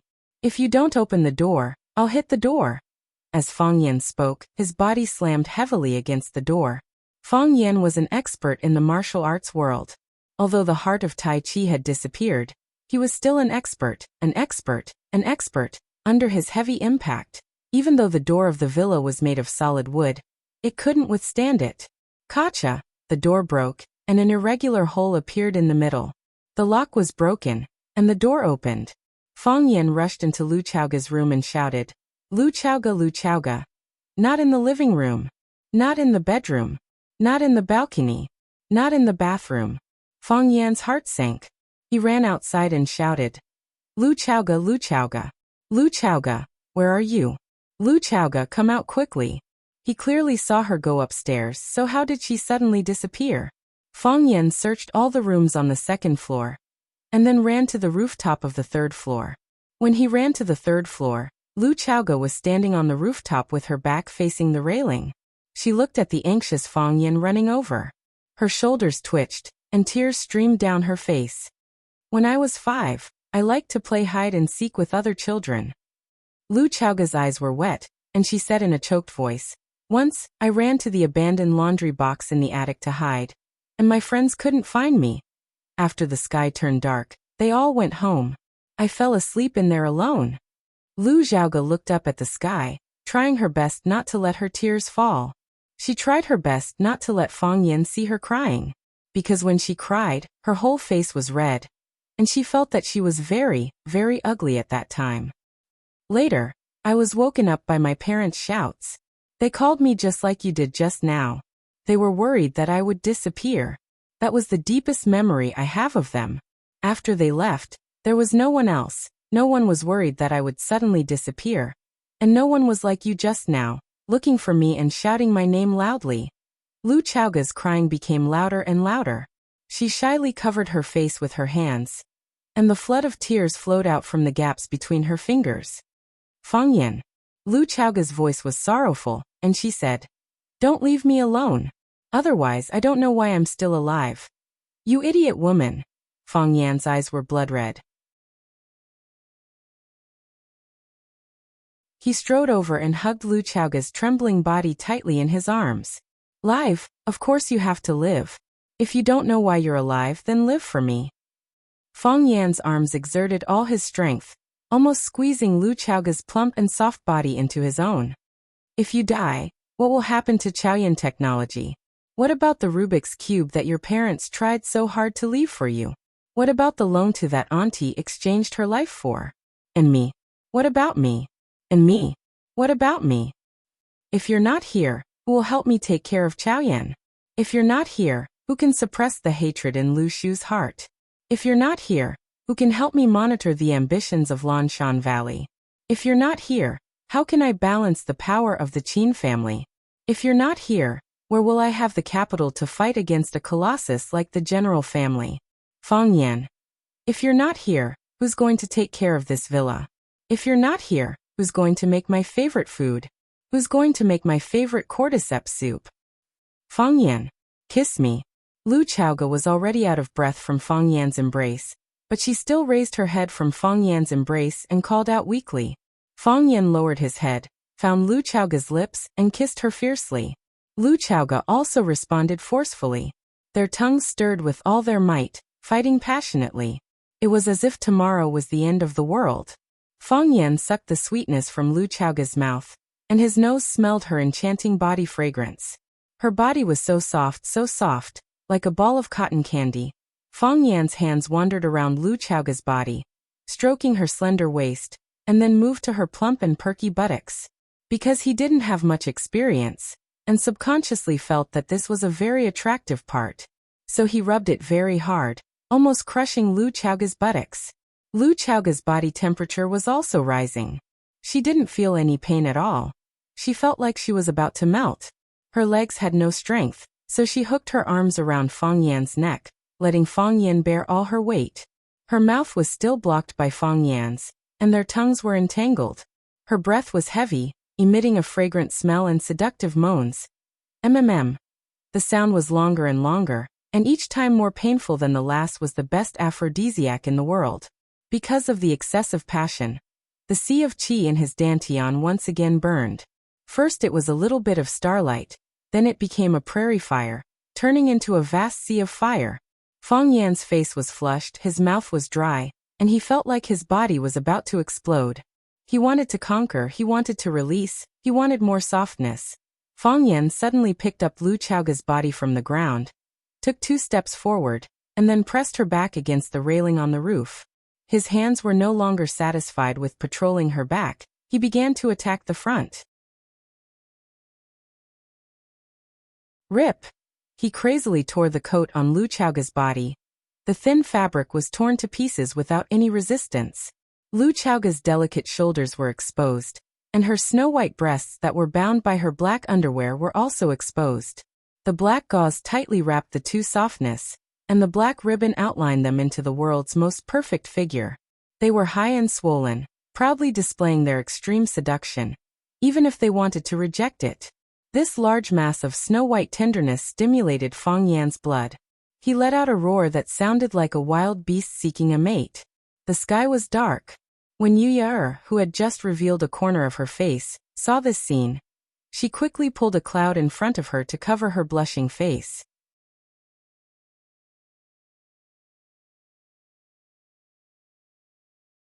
Chapter 766. Women often scolded men as animals that thought with their lower bodies.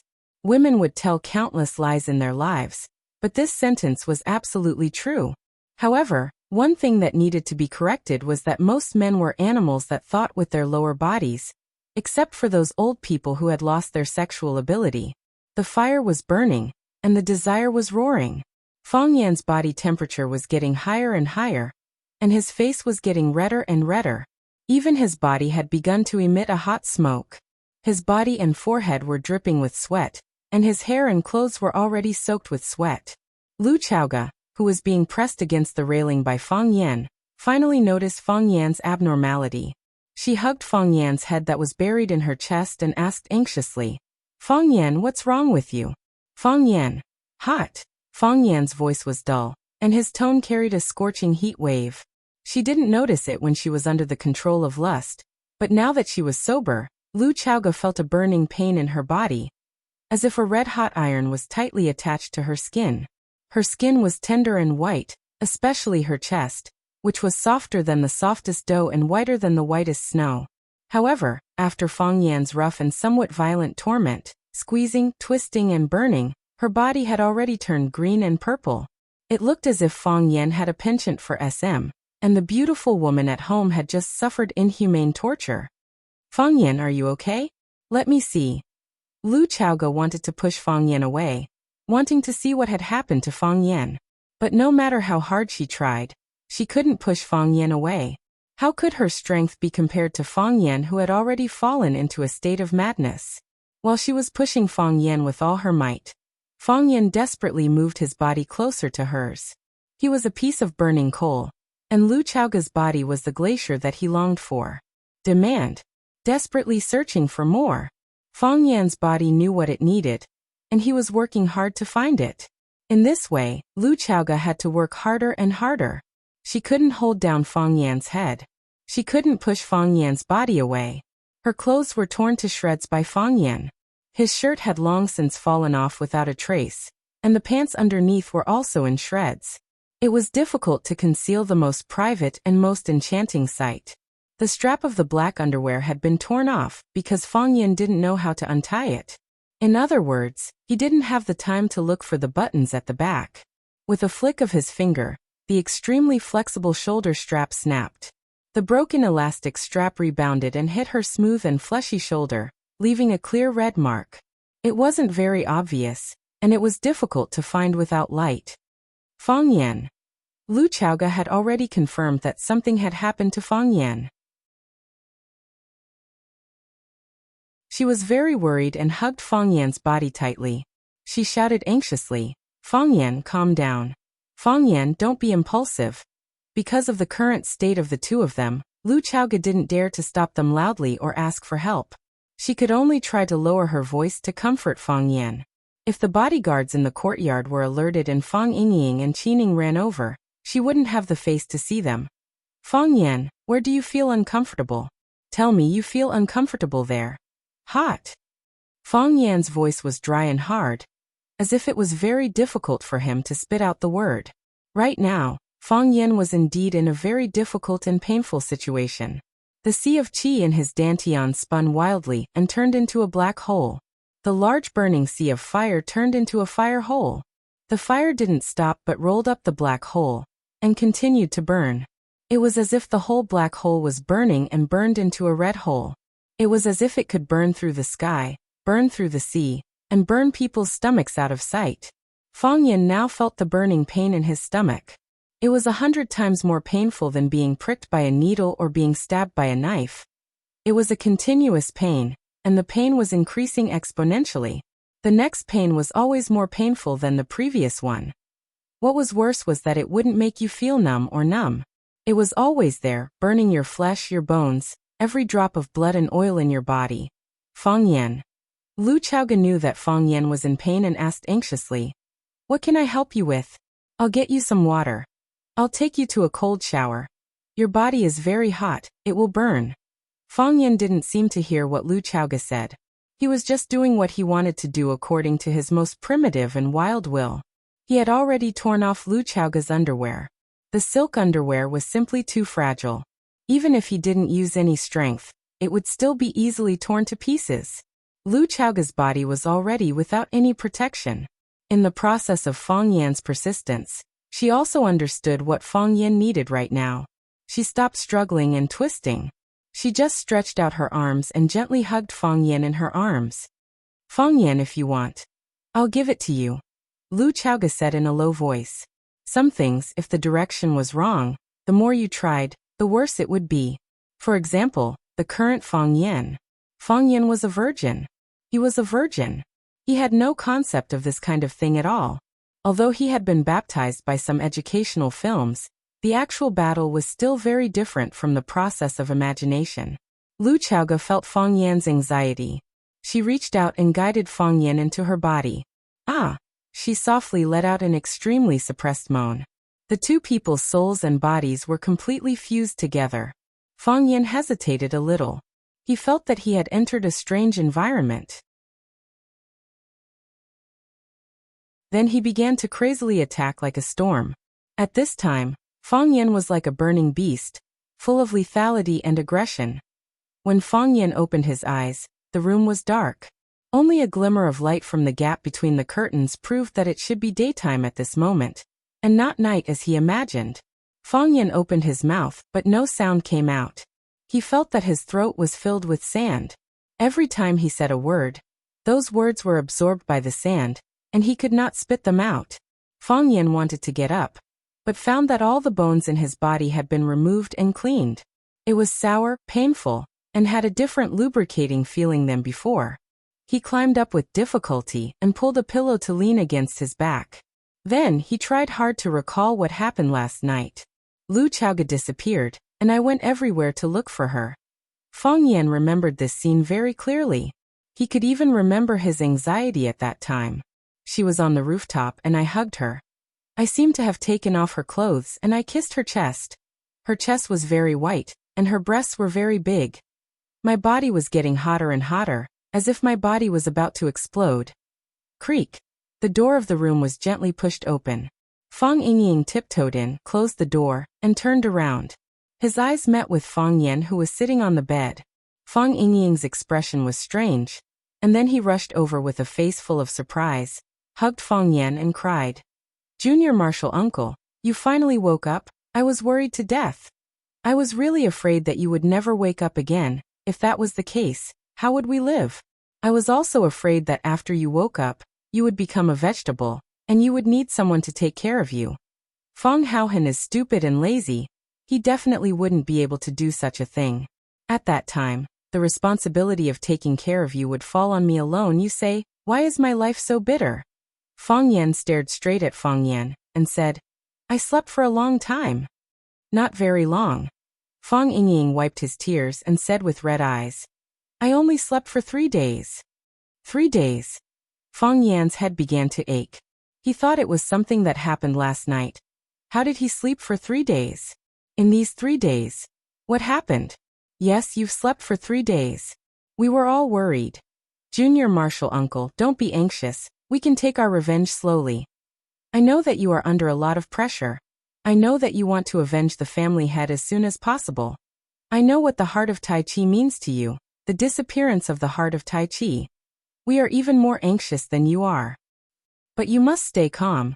You are the head of our Fang family. The head of the family is no longer here, and the teacher hasn't returned. If something unexpected happens to you, how can the teacher and my mother's bodies bear it?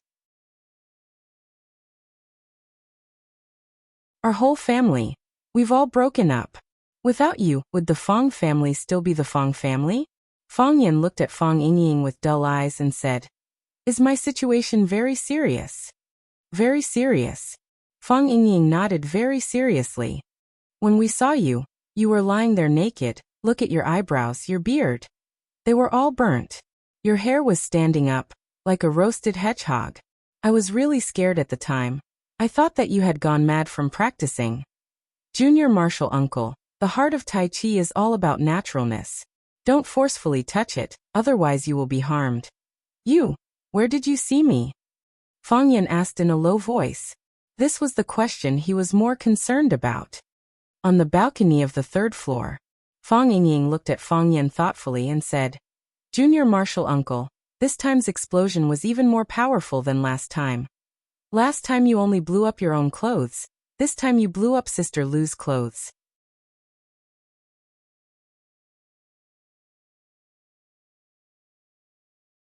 Chapter 767. Fang Yingying didn't notice the change in Fang Yan's expression. The more he spoke, the more excited he became. Junior Marshal Uncle, did you realize something again? Did your heart of Tai Chi come back to life? I knew it. Last time. It was because of the resonance with Mr. Music Addict's music that your clothes exploded. Is this the same as last time? Where did you and Sister Lu resonate? After a pause, Fang Yingying looked at Fang Yan with a puzzled expression and said, Junior Marshal Uncle, why are you looking at me like that? What kind of expression should I look at you with? You just recovered from a serious illness and just woke up. Shouldn't you be very happy and excited to see me? Your only family? I'm very happy. Fang Yan nodded and said, That's good. Fang Yingying was relieved and continued his path of seeking death. You haven't answered my question yet. Where did you resonate with Sister Lu? You have to answer this question honestly, because I have a bet with Qi Ning. A bet? Fang Yan's eyelids drooped and he asked aloud. Yes, I said that Junior Marshal Uncle must have realized something about life and nature when he was talking with Miss Lu. That's why the sudden explosion happened. Not only did his clothes explode, but Miss Lu, who was standing with you, was also affected. Qi Ning said there was more to this matter. It was definitely not as simple as the heart of Tai Chi coming back to life. I asked him what the secret was, but he couldn't tell me clearly. Fang Yan looked at Fang Yingying and asked in a hoarse voice, Fang Yingying, what do you want to know? I don't want to know anything. Fang Yingying's expression stiffened and he said, Junior Marshal Uncle, you and Miss Lu, are you okay? Fang Yan was silent. Fang Yingying was a very smart man. He must have guessed something. The Jews say that there are 3 things which cannot be concealed: a cough, poverty, and love. The more you hide it, the more obvious they will be. The more you want to stop coughing, the more you will cough. The relationship between Fang Yan and Lu Chaoge was like a coughing fit that the two of them were desperately trying not to expose themselves. That endless concern, that considerate and warm care, that softness when they looked at each other, that probing and telepathic connection between their words. How could all of these be completely concealed? Fang Yingying could see it, Qi Ning could see it, and so could the others. Lu Chaoge visited Lu Gong several times a year, with a whole team of guards. Didn't those people have any doubts? What about her? Fang Yan asked. After he woke up, he didn't see Lu Chaoga. Did something happen to her too? Sister Lu went to the company early in the morning. She's been very busy lately. I was supposed to go out with her, but she asked me to stay and watch over you. She said to call her as soon as you wake up. Sister Lu works very hard every day. She works very late every day before coming back. Fang Yan nodded. He could understand the intensity of Lu Chaoga's work. She was the one in charge of the huge Chaoyan technology. Although the Qin family also sent a large number of elites, they were still the elites of the Qin family. She had to use their abilities and guard against their ambitions. How to balance the two was a very difficult thing in itself. Besides, the energy industry was becoming more and more prosperous, and Chaoyan technology was also changing with each passing day. As Chaoyan's industrial layout grew larger and wider, Lu Chaoga would have more and more things to do. Although there was a saying that the superior had to work hard, at least you had to have reliable people around you. Chaoyan technology was a high-end energy industry, and the Rubik's Cube technology was the life of the entire Chaoyan. From the day Chaoyan was established until now, it had only been a few years. In such a short period of time, who was the confidant you could really trust? It took time to do things, and it also took time to judge people. Do you want to call Sister Lu and tell her you're awake? Fang Yingying asked. Fang Yan shook his head and said, no need. Junior Marshal Uncle. Go get me a glass of water. Okay, Junior Marshal Uncle. Fang Yingying trotted to Fang Yan and poured a glass of cold water. Fang Yan took the glass and drank it in one gulp. He looked at Fang Yingying and said, I'll take care of it. I know. Fang Yingying nodded repeatedly. I have faith in Junior Marshal Uncle. There's nothing in this world that you can't take care of. Song transplanting rice was so bad *SS, but didn't he get killed by Junior Marshal Uncle with one shot? Fang Yan waved his hand and said, I'm going to rest for a bit. You can go now. Okay.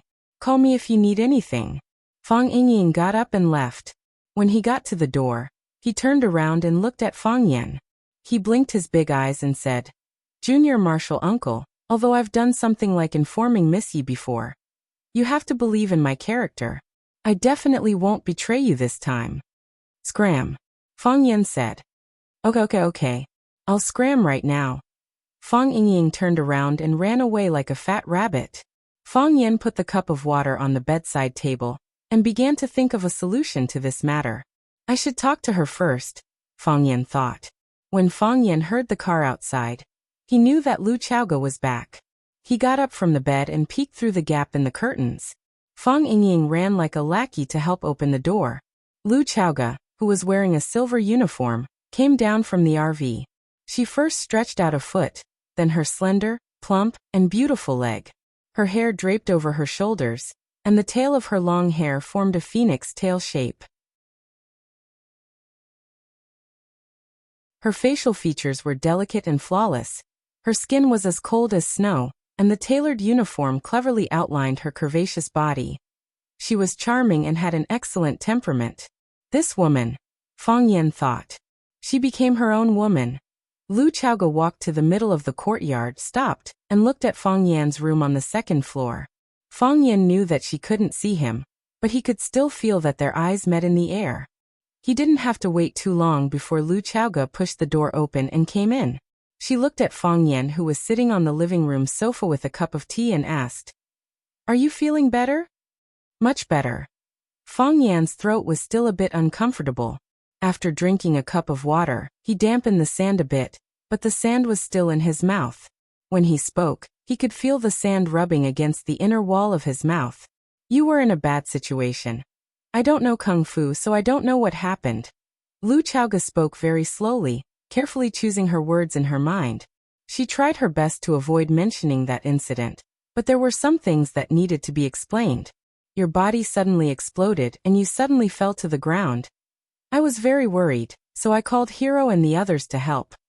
I know. Fang Yan nodded and pushed the brewed tea in front of Lu Chaoga. You slept for 3 days. I know. Lu Chaoga held the teacup and drank the water, not knowing what to say. Fang Yan also held the teacup and drank the water. His body was like barren soil, needing a lot of water to nourish it. Since he woke up, He had drunk 8 cups of water.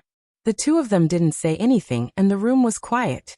In the past, Fang Yingying and Qining liked to play around in the courtyard, but today, they noticed something and also became quiet. The whole world was quiet. Fang Yan slowly finished the cup of tea, put the cup in his hand on the coffee table, looked at Lu Chaoga and said, I know before the explosion something else happened. Fang Yan. Lu Chaoga hurriedly stopped him. I did all of this voluntarily. I don't want to make things difficult for you. I know you have a woman you like, I know you're going to get married, but I still can't control my emotions, and I still don't want to give up. Everything is my fault, don't take it to heart. Let bygones be bygones. I can't, Fang Yan said, shaking his head. Lu Chaoga's face was full of guilt and self-blame, and said, Fang Yan, I'm sorry. I'm really sorry.